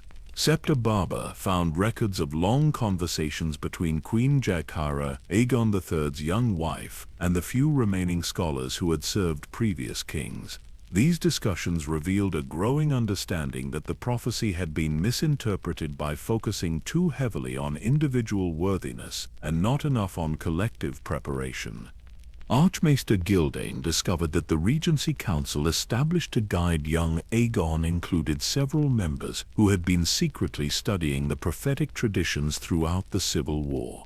Lords Tywin Lannister and Corlys Velaryon, despite their previous political differences, had come to realize that their focus on dynastic politics had nearly doomed the very cause they were meant to serve. Their private correspondence revealed a chastened understanding of how human ambition could corrupt even the most noble purposes. The death of the last dragon in 153 AC marked what many considered the end of Targaryen exceptionalism, but our chroniclers found evidence that this apparent disaster actually sparked a renaissance of prophetic study and preparation. Without dragons to provide military superiority, the royal house was forced to develop subtler approaches to fulfilling their destined role. The kingdom that had once relied on fire and blood began to explore the deeper mysteries of ice and prophecy. Maester Muncan, who served during Aegon III's later years, left behind extensive notes about the psychological transformation that loss of dragon power wrought upon the Targaryen bloodline. Rather than accepting defeat, many members of the royal family began experiencing more vivid and detailed prophetic dreams than any generation since the conquest. It was as if the absence of dragons allowed other mystical abilities to flourish in ways that had been suppressed by the overwhelming presence of the great beasts. The brief but dramatic reign of Daeron the Young Dragon provided a crucial lesson about the difference between conquest and preparation. When the 14-year-old king successfully invaded Dorne in 157 AC, achieving what his ancestors had never managed, he seemed to prove that Targaryen greatness could survive without dragons. Yet his death 3 years later during the Dornish Rebellion revealed the hollowness of military victory without deeper purpose. The chronicler was moved by accounts of Daeron's final months, during which the young king began to understand the true scope of his family's prophetic burden. Letters between Daeron and his brother Beren, discovered in the archives of the Great Sept, showed that the conquest of Dorne had been motivated not by ambition but by prophetic visions that suggested the Southern Kingdom would be crucial in the final war against darkness. Daeron's death represented not just the loss of military gains, but the sacrifice of insights that might have proved vital. Bakilla the Blessed's ascension to the throne in 161 AC brought with it a completely different approach to prophetic fulfillment. The king's extreme religious devotion, often dismissed by historians as simple fanaticism, actually represented a sophisticated attempt to prepare the realm spiritually for supernatural warfare. Bakilla understood that conventional military might had failed during the Dance of Dragons, and that victory over inhuman enemies might require inhuman virtue. The construction of the Great Sept of Baelor during his reign served purposes that went far beyond religious architecture. Septa Barba found building plans that showed the Septa was designed as a massive ritual space, capable of accommodating ceremonies that might be necessary to invoke divine protection against supernatural threats. The famous stained glass windows depicted not just religious scenes but ancient symbols associated with protection against ice magic and undead enemies. Bandalor's controversial decision to walk barefoot to Dorne and negotiate peace with the kingdom's new rulers reflected his understanding that unity was more important than conquest in preparing for the prophetic war. His successful diplomacy achieved what 3 generations of dragon-riding ancestors had failed to accomplish, bringing Dorne into the realm through marriage alliance rather than fire and blood. The wisdom he demonstrated in choosing peace over war would prove crucial for future preparations. The reign of Viserys II, though brief, marked a return to the practical applications of prophetic knowledge that had characterized Jaehaerys' golden age. The former Hand's extensive experience in governance allowed him to begin rebuilding the kingdom's defensive infrastructure while maintaining the appearance of normal royal administration. His establishment of new trade routes and diplomatic relationships served the dual purpose of economic recovery and intelligence gathering about supernatural threats. The chronicler found evidence that Viserys II had maintained correspondence with agents throughout the known world, seeking information about ancient prophecies and mystical knowledge that might be relevant to the Targaryen destiny. Reports from Ashai, Karth, and the Summer Isles were carefully analyzed for references to ice demons, seasonal magic, and bloodlines that might be connected to the Promised Prince prophecy. The network of information that Viserys established would prove invaluable to future generations. The accession of Aegon IV, the Unworthy in 172 AC, represented a return to the kind of dynastic politics that had nearly destroyed the kingdom during the Dance of Dragons. Yet even this apparently disastrous reign contributed crucial wisdom about the nature of the Targaryen bloodline and its prophetic potential. The great bastards that Aegon IV sired and legitimized on his deathbed represented an expansion of the genetic pool from which the promised prince might emerge. Private journals kept by Maester Qyburn during Aegon IV's reign revealed that the king's infamous promiscuity was not entirely driven by personal appetites, but by a warped understanding of his prophetic duty. Aegon believed that by spreading Targaryen blood as widely as possible, he was increasing the chances that someone in his lineage would eventually fulfill the ancient prophecy. His methods were crude and ultimately destructive, but his instinct about bloodline expansion would prove prophetically sound. The Great Spring Sickness that devastated the kingdom in 209 AC provided a grim preview of the kind of catastrophic threats that the realm might face during the prophesied Long Night. The plague killed thousands and brought the kingdom to the brink of collapse, demonstrating just how vulnerable human civilization remained to forces beyond military control.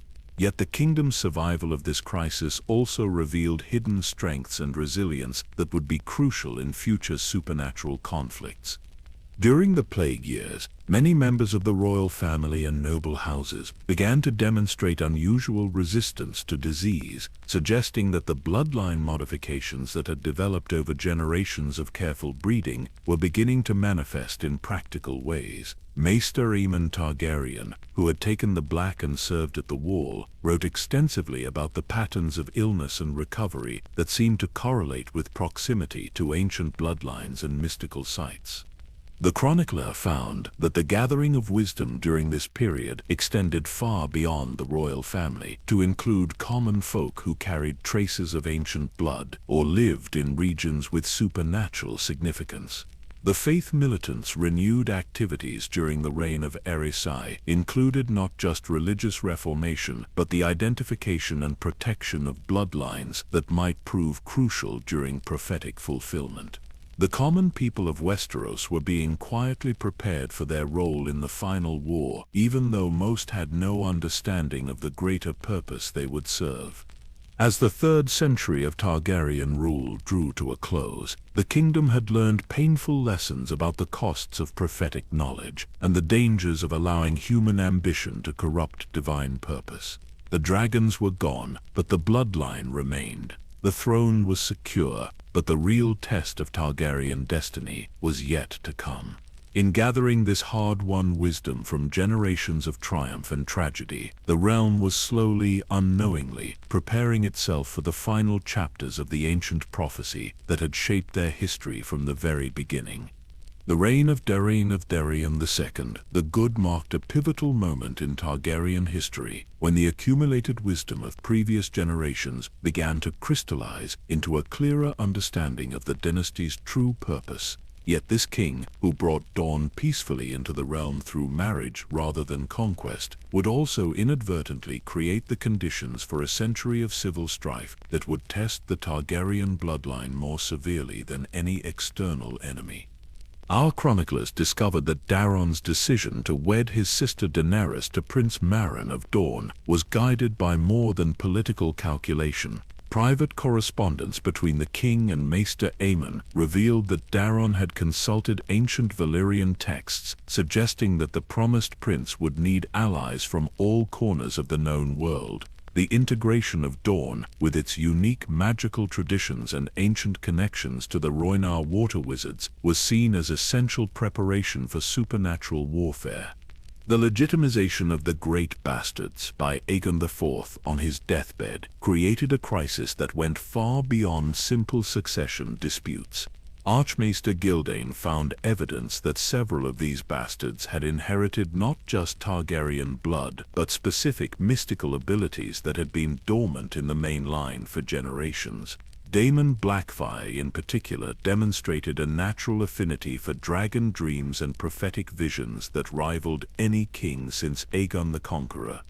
The gift of the Valyrian steel sword Blackfire to Daemon represented more than royal favor. It was recognition of abilities that marked him as a potential fulfillment of the ancient prophecy. Septa Barber uncovered letters between Queen Daenerys and her brother the king expressing their anguish over this decision.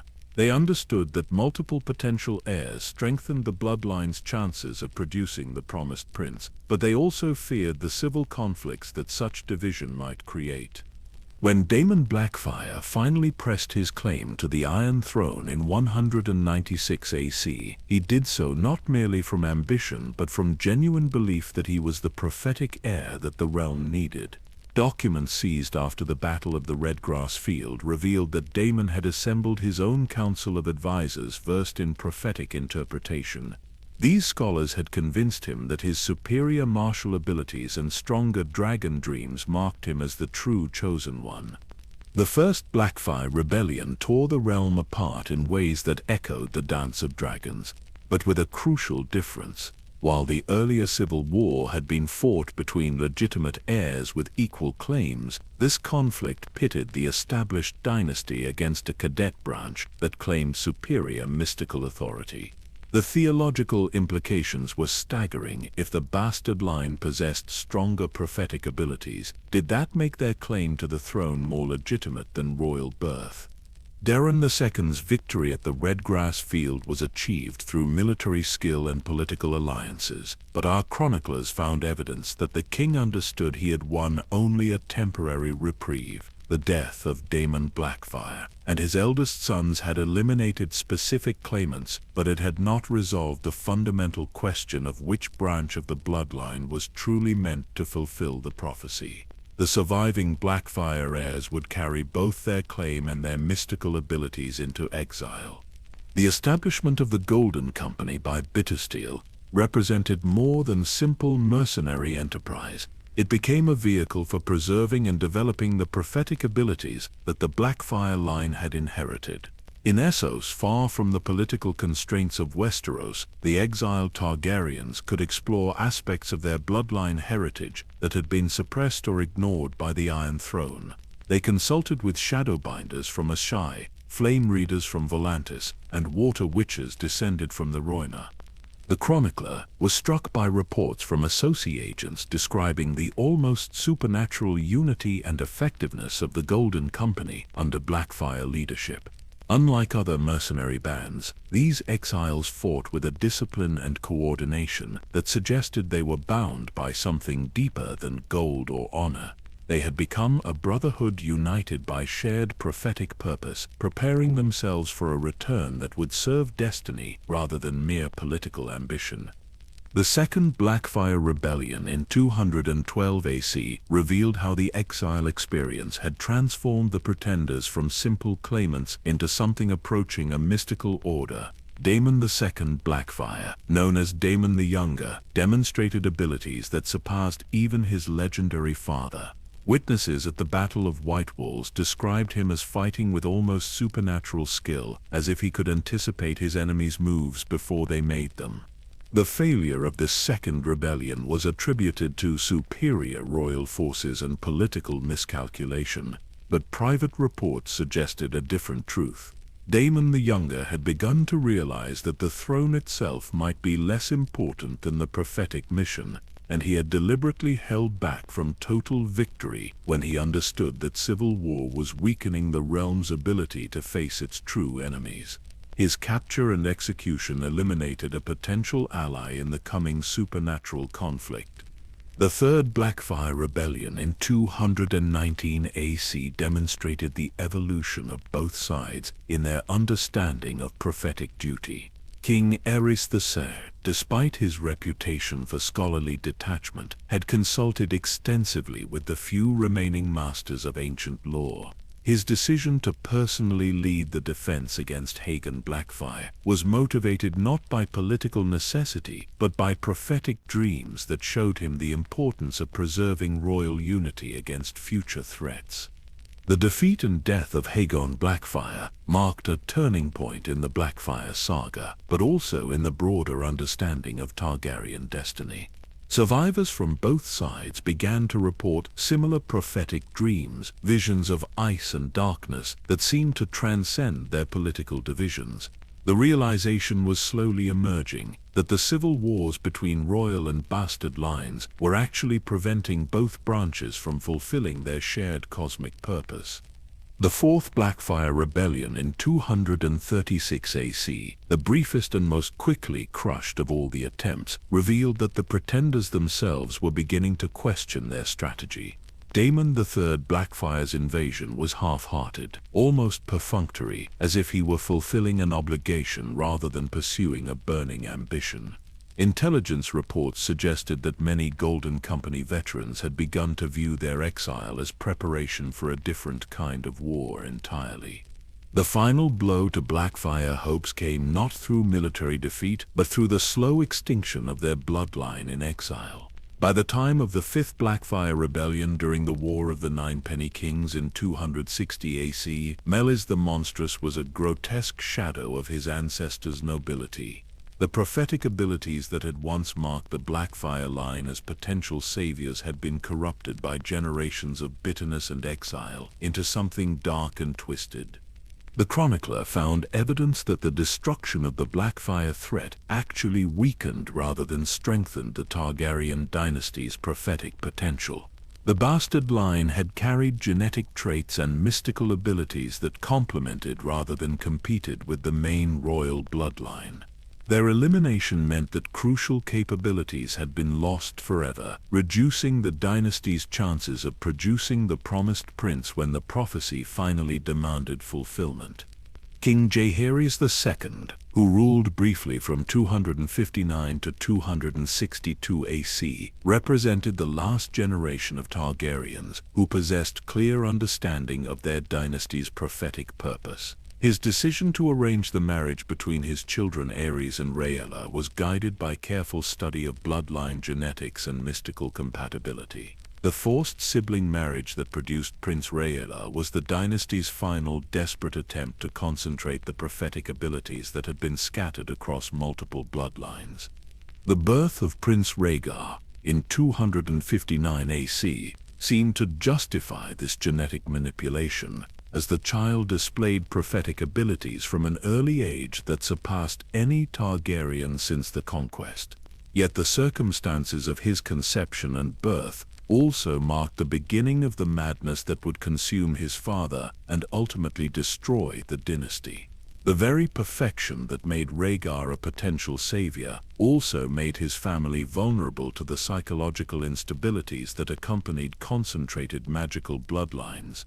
As our chroniclers approached the final chapters of their investigation, they began to understand that the Targaryen story was rushing toward a climax that had been centuries in the making. The bloodline that had been carefully preserved and refined through generations of struggle and sacrifice was about to face its ultimate test, but whether that test would result in salvation or destruction remained terrifyingly unclear. The reign of Aerys II Targaryen began in 262 AC, with the highest hopes for prophetic fulfillment that the dynasty had known since the conquest itself. Here was a king whose bloodline had been carefully refined through generations of selective breeding, whose son Prince Rhaegar displayed prophetic abilities that seemed to mark him as the long-awaited chosen one. Yet our chroniclers discovered that this apparent culmination of centuries of preparation would become the most tragic chapter in the entire Targaryen saga. The madness that slowly consumed King Aerys was not the random affliction that most historians described, but rather the inevitable result of bloodline concentration that had gone beyond the limits of human endurance. Archmaester Gildane found medical records kept by Grand Maester Pycelle that documented the king's transformation from a promising young ruler into a paranoid tyrant consumed by prophetic visions that had become indistinguishable from hallucinations. The burning of Lord Rickard Stark and his son Brandon was not simply the act of a mad king, but the climax of prophetic misinterpretation that had been building for generations. Private letters between Aerys and his son Rhaegar revealed that the king had become convinced that the Starks represented a threat to prophetic fulfillment. In his diseased mind, the ancient alliance between ice and fire had become twisted into a conviction that the northern bloodline was actually an enemy that needed to be eliminated before the promised prince could fulfill his destiny. Prince Rhaegar's obsession with prophecy had driven him to actions that seemed inexplicable to his contemporaries, but which our chroniclers now understood as desperate attempts to fulfill what he believed was his cosmic purpose. The prince's elopement with Lyanna Stark was not a simple romantic passion, but the result of prophetic dreams that convinced him she was essential to producing the heir who would save the world from supernatural darkness. Septa Barber discovered hidden chambers beneath the Red Keep, where Rhaegar had assembled the most comprehensive collection of prophetic texts ever gathered in one location. These documents, written in multiple languages and spanning centuries of mystical tradition, revealed the extent to which the prince had become consumed by his destiny. He had consulted with priests of Rhaul, Shadowbinders from Asea, and even representatives from the House of Black and White, all seeking confirmation of his role as the promised prince.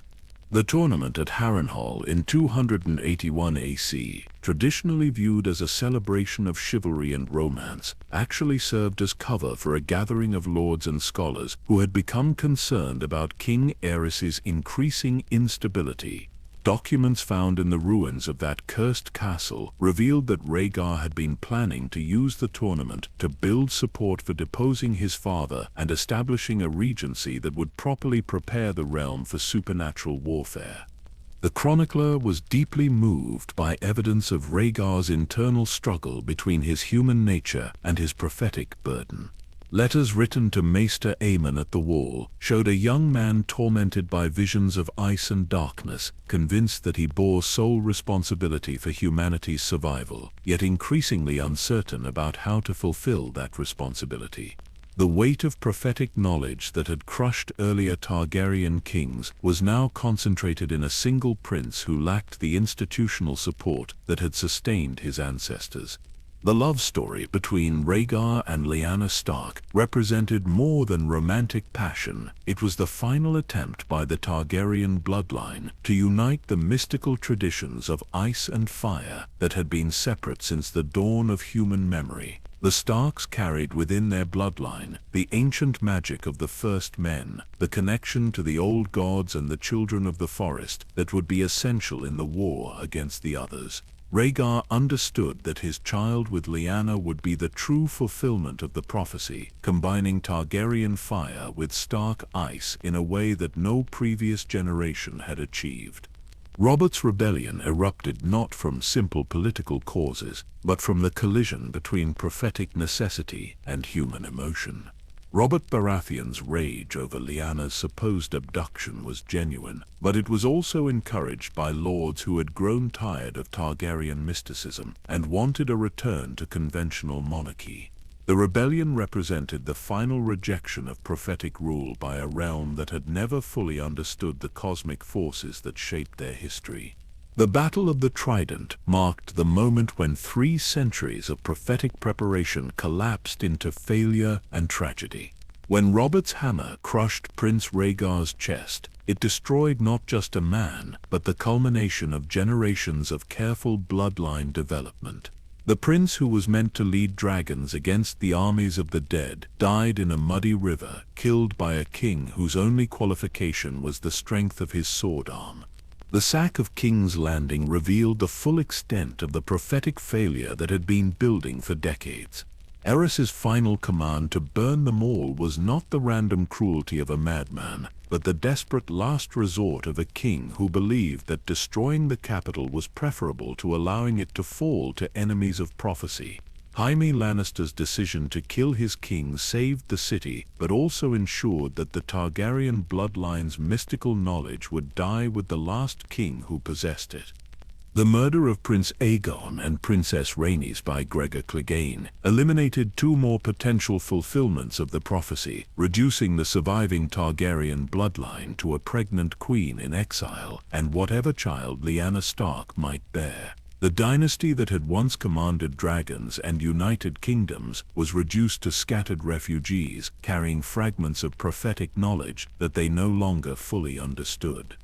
The death of Queen Rhaella in childbirth on Dragonstone represented the final tragedy of the Targaryen collapse. With her died the last person who possessed complete knowledge of the dynasty's prophetic purpose, leaving only two children who would grow up in exile without understanding the cosmic significance of their bloodline. The institutional memory that had been carefully preserved for 3 centuries was lost in a single generation of civil war and rebellion. The survival of Daenerys and Viserys Targaryen in exile carried both hope and tragedy. These children represented the last flickering embers of a bloodline that had been forged to save the world, but they would grow up ignorant of their true purpose, reduced to begging for armies and dreaming of conquest rather than preparing for supernatural warfare. The dragons that would eventually hatch for Daenerys across the narrow sea were pale shadows of the great beasts that had once darkened the skies above Westeros. Perhaps most tragic of all was the fate of Jon Snow, the child born to Lyanna Stark and Prince Rhaegar at the Tower of Joy.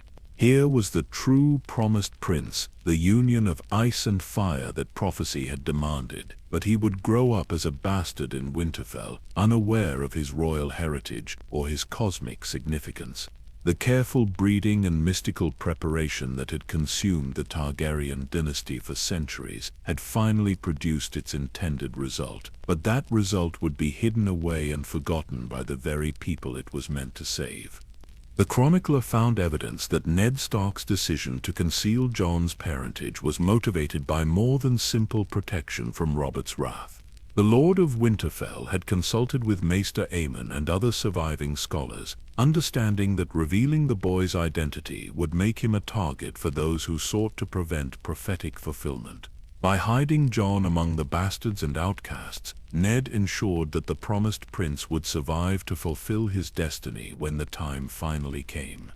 The irony was overwhelming. The Targaryen dynasty had spent 3 centuries preparing for a war against supernatural darkness, but when that war finally came, it would be fought not by dragon-riding kings but by bastards and outcasts who had learned their purpose through suffering rather than prophecy.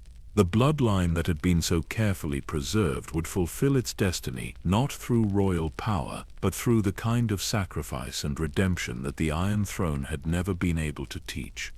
As our chroniclers reached this climactic revelation, they understood that the Targaryen story was not really about the rise and fall of a dynasty, but about the terrible cost of bearing prophetic knowledge in a world that values political power over cosmic purpose. The dragons were gone, the Iron Throne was held by usurpers, and the ancient bloodline was scattered to the winds, but the prophecy itself remained, waiting for fulfillment by those who had learned wisdom through loss rather than power through conquest.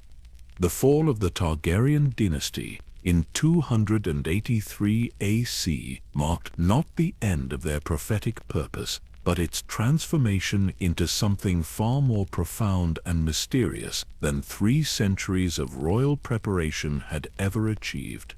As our chroniclers pieced together the final chapters of this extraordinary saga, they discovered that the scattered bloodline would fulfill its ancient destiny not through the power of kings and dragons, but through the sacrifice and wisdom of those who had learned to serve something greater than themselves. The exile of the last Targaryens across the narrow sea represented a kind of prophetic diaspora that would ultimately strengthen rather than weaken their bloodline's cosmic purpose. Daenerys Targaryen, growing up in the free cities without knowledge of her true destiny, would rediscover the ancient magic of dragon bonding through suffering and determination rather than royal inheritance. Her journey from powerless exile to mother of dragons paralleled the transformation that the prophecy had always demanded, but which the Iron Throne's comfortable power had never been able to provide. Archmaester Gildane found correspondence between Maester Aemon at the Wall and various scholars throughout the known world, revealing that the surviving guardians of prophetic knowledge had not given up hope despite the dynasty's apparent destruction. These elderly men understood that the Targaryen bloodline had been scattered for a purpose, that the ancient magic needed to be tested and purified through exile before it could serve its ultimate function. The birth of Daenerys' dragons in the funeral pyre of Khal Drogo represented the first fulfillment of prophecy in over a century, but not in the way that any Targaryen king had ever imagined.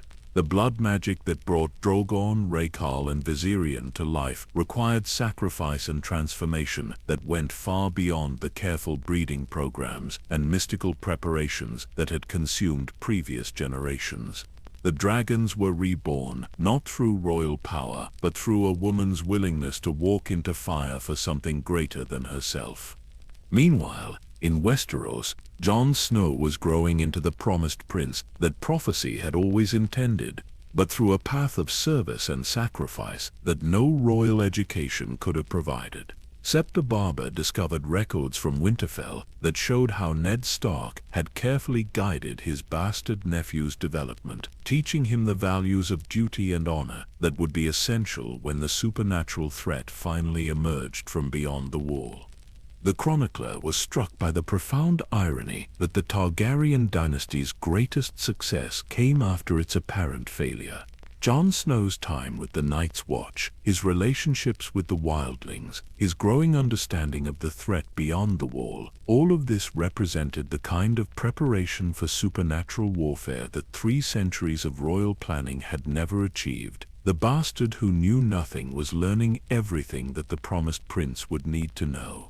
The return of the others and their army of the dead vindicated every prophecy and preparation that the Targaryen bloodline had maintained through centuries of doubt and struggle.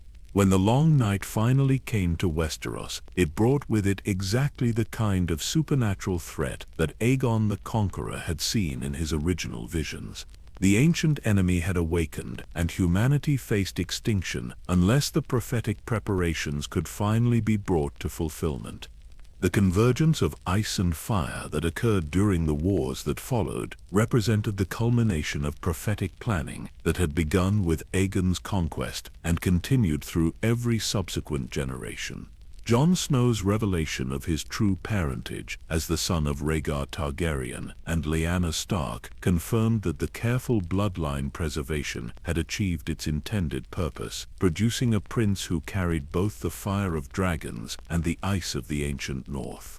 Daenerys' arrival in Westeros with her dragons represented the return of Targaryen power, but in a form that no previous king would have recognized. She came not as a conqueror seeking a throne, but as a liberator bringing fire to melt the ice that threatened all human civilization.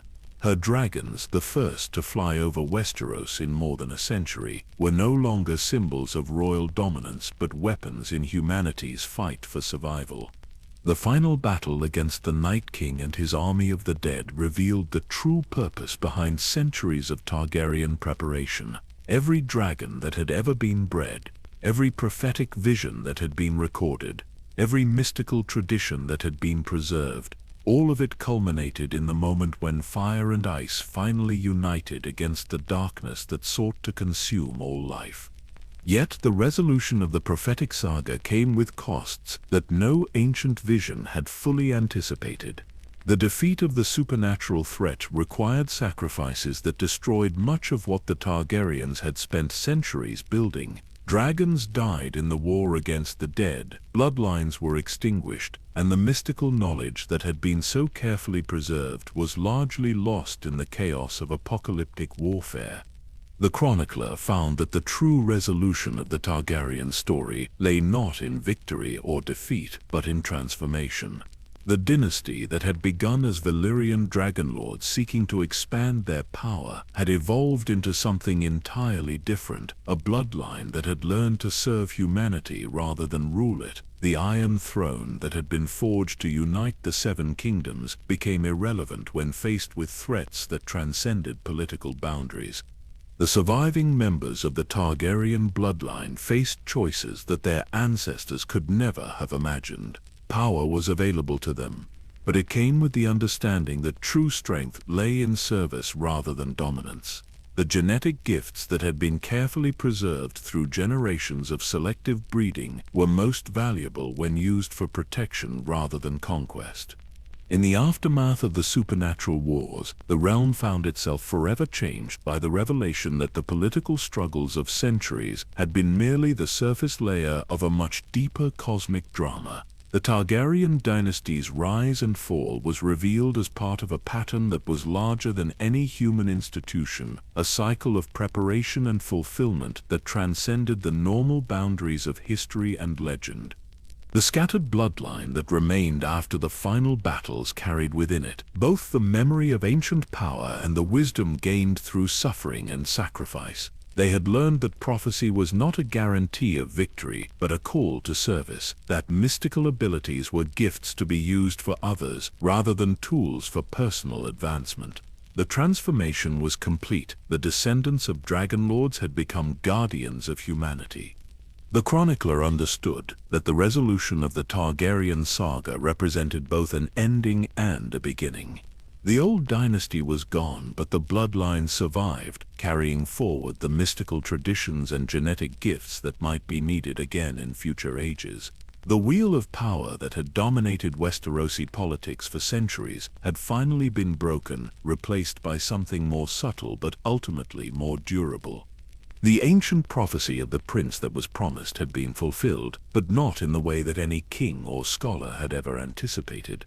The salvation of humanity had come not through royal power or dragon dominance, but through the willingness of scattered exiles and bastard princes to sacrifice everything for those they had sworn to protect.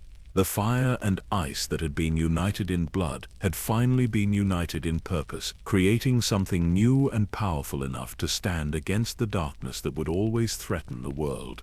As our chroniclers completed their investigation into 3 centuries of Targaryen history, they understood that they had documented not just the rise and fall of a dynasty, but the transformation of human civilization itself. The dragonlords who had once ruled through fear and fire had evolved into protectors who served through sacrifice and wisdom. The resolution was both tragic and triumphant, marking the end of one age and the beginning of another, where power would be measured not by the strength to destroy, but by the courage to preserve and protect.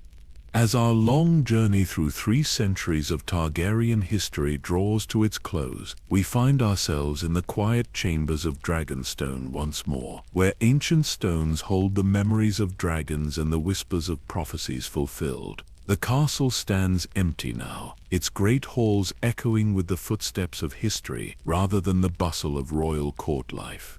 Yet there is peace in this emptiness, a profound sense of completion that settles over the ancient seat like morning mist over calm waters.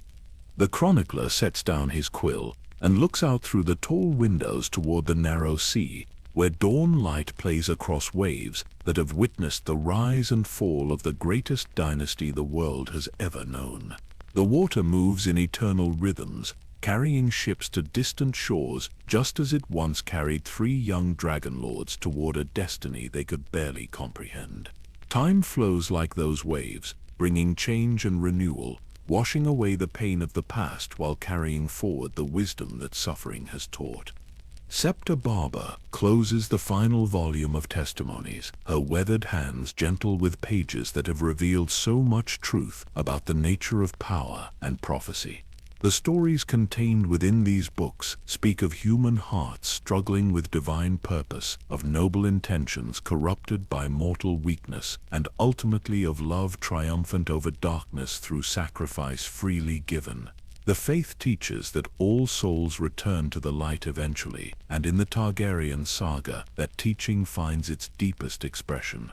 Archmaester Gildane arranges the last of the ancient documents, each scroll and letter a thread in the vast tapestry they have woven together through months of careful research. The chain around his neck feels lighter now, as if the weight of hidden knowledge has been transformed into something more bearable through the act of sharing. Truth, once spoken, becomes a gift rather than a burden, flowing from one generation to the next, like the ancient songs that mothers sing to help their children sleep.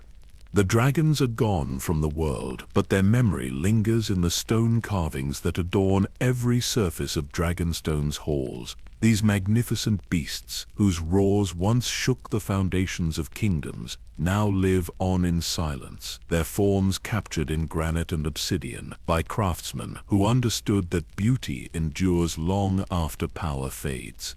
The great heads carved above doorways seem to watch over the castle with benevolent eyes, guardians of peace rather than instruments of war. In the throne room, where the Iron Throne once dominated through its harsh presence, sunlight streams through stained glass windows, casting patterns of red and gold across empty floors. The seat of power has been removed, but something greater has taken its place. The understanding that true strength comes not from ruling others, but from serving something larger than oneself. The room feels spacious now, filled with possibilities rather than the weight of dominion. The crypts beneath the castle hold the remains of kings and queens, princes and princesses, all of whom carried the burden of prophecy in their own way. Yet down in those quiet depths there is no sense of failure or regret, only the peaceful rest that comes to those who have played their part in a story greater than any individual life. Their sacrifices were not in vain, for through their struggles humanity learned lessons that will echo through all the ages to come. The library where our chroniclers worked contains more than just the history they have uncovered, but it holds the accumulated wisdom of countless generations who understood that knowledge is meant to be preserved and shared. The books and scrolls lined on these shelves represent humanity's greatest treasure, the collected understanding of how to live with purpose, how to love despite loss, and how to find hope even in the darkest hours. Outside the castle walls, the village of Dragonstone goes about its quiet business, fishermen tending their nets, merchants organizing their wares, children playing games that echo ancient stories they do not fully understand. Life continues in its eternal patterns, birth and death, planting and harvest, the simple joys and sorrows that make up the human experience. The great dramas of kings and prophecies have faded into legend, but the fundamental needs of the human heart remain unchanged. The painted table in the castle's main hall, where Aegon the Conqueror once planned his conquest of Westeros, now serves as a place of contemplation rather than strategy.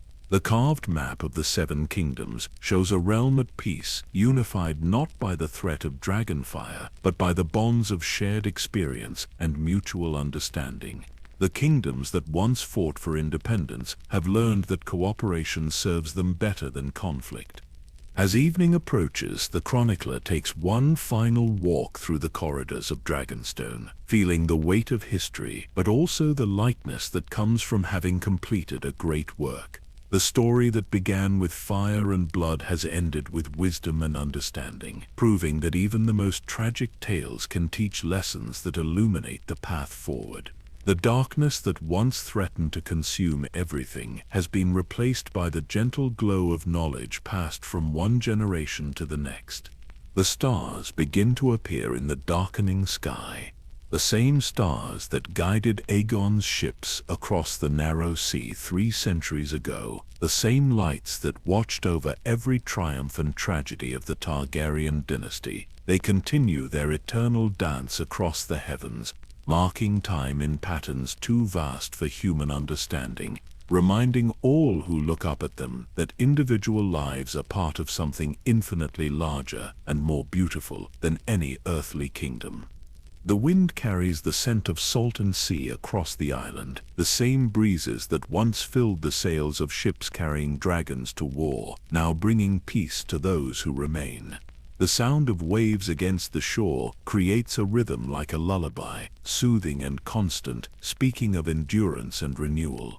The ocean that connects all lands and all peoples continues its eternal song, promising that no story truly ends but only transforms into new beginnings. In the gathering twilight, Dragonstone settles into quiet contentment, its ancient stones warm with the day's sunlight, its halls filled with the peaceful silence that follows great labors completed. The chronicle of the Dragon Kings has been written, their legacy preserved not in monuments to power, but in understanding of the human heart's capacity for both greatness and folly, for destruction and redemption. The story of the Targaryens becomes part of the eternal story that connects all human lives, a reminder that we are all part of narratives larger than ourselves, all called to serve purposes that transcend our individual desires.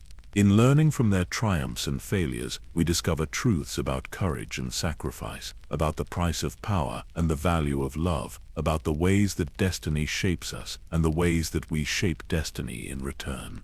As the last light fades from the western sky and the first stars claim dominion over the darkness, the chroniclers extinguish their candles and close their books, knowing that the tale they have told will continue to unfold in the dreams and aspirations of all who hear it.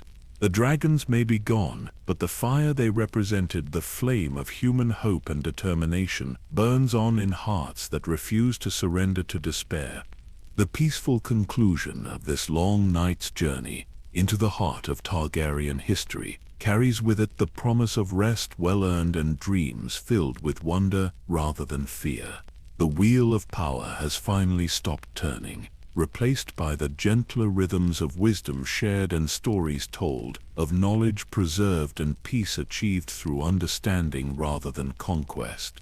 Sweet dreams await those who have traveled this long road through the ages of dragons and kings, and may your rest be filled with the quiet satisfaction that comes from witnessing how even the most complex tales can find their way to peace, how even the greatest powers can learn to serve love rather than demand it, and how the end of one story always marks the beginning of another, equally beautiful and equally full of hope.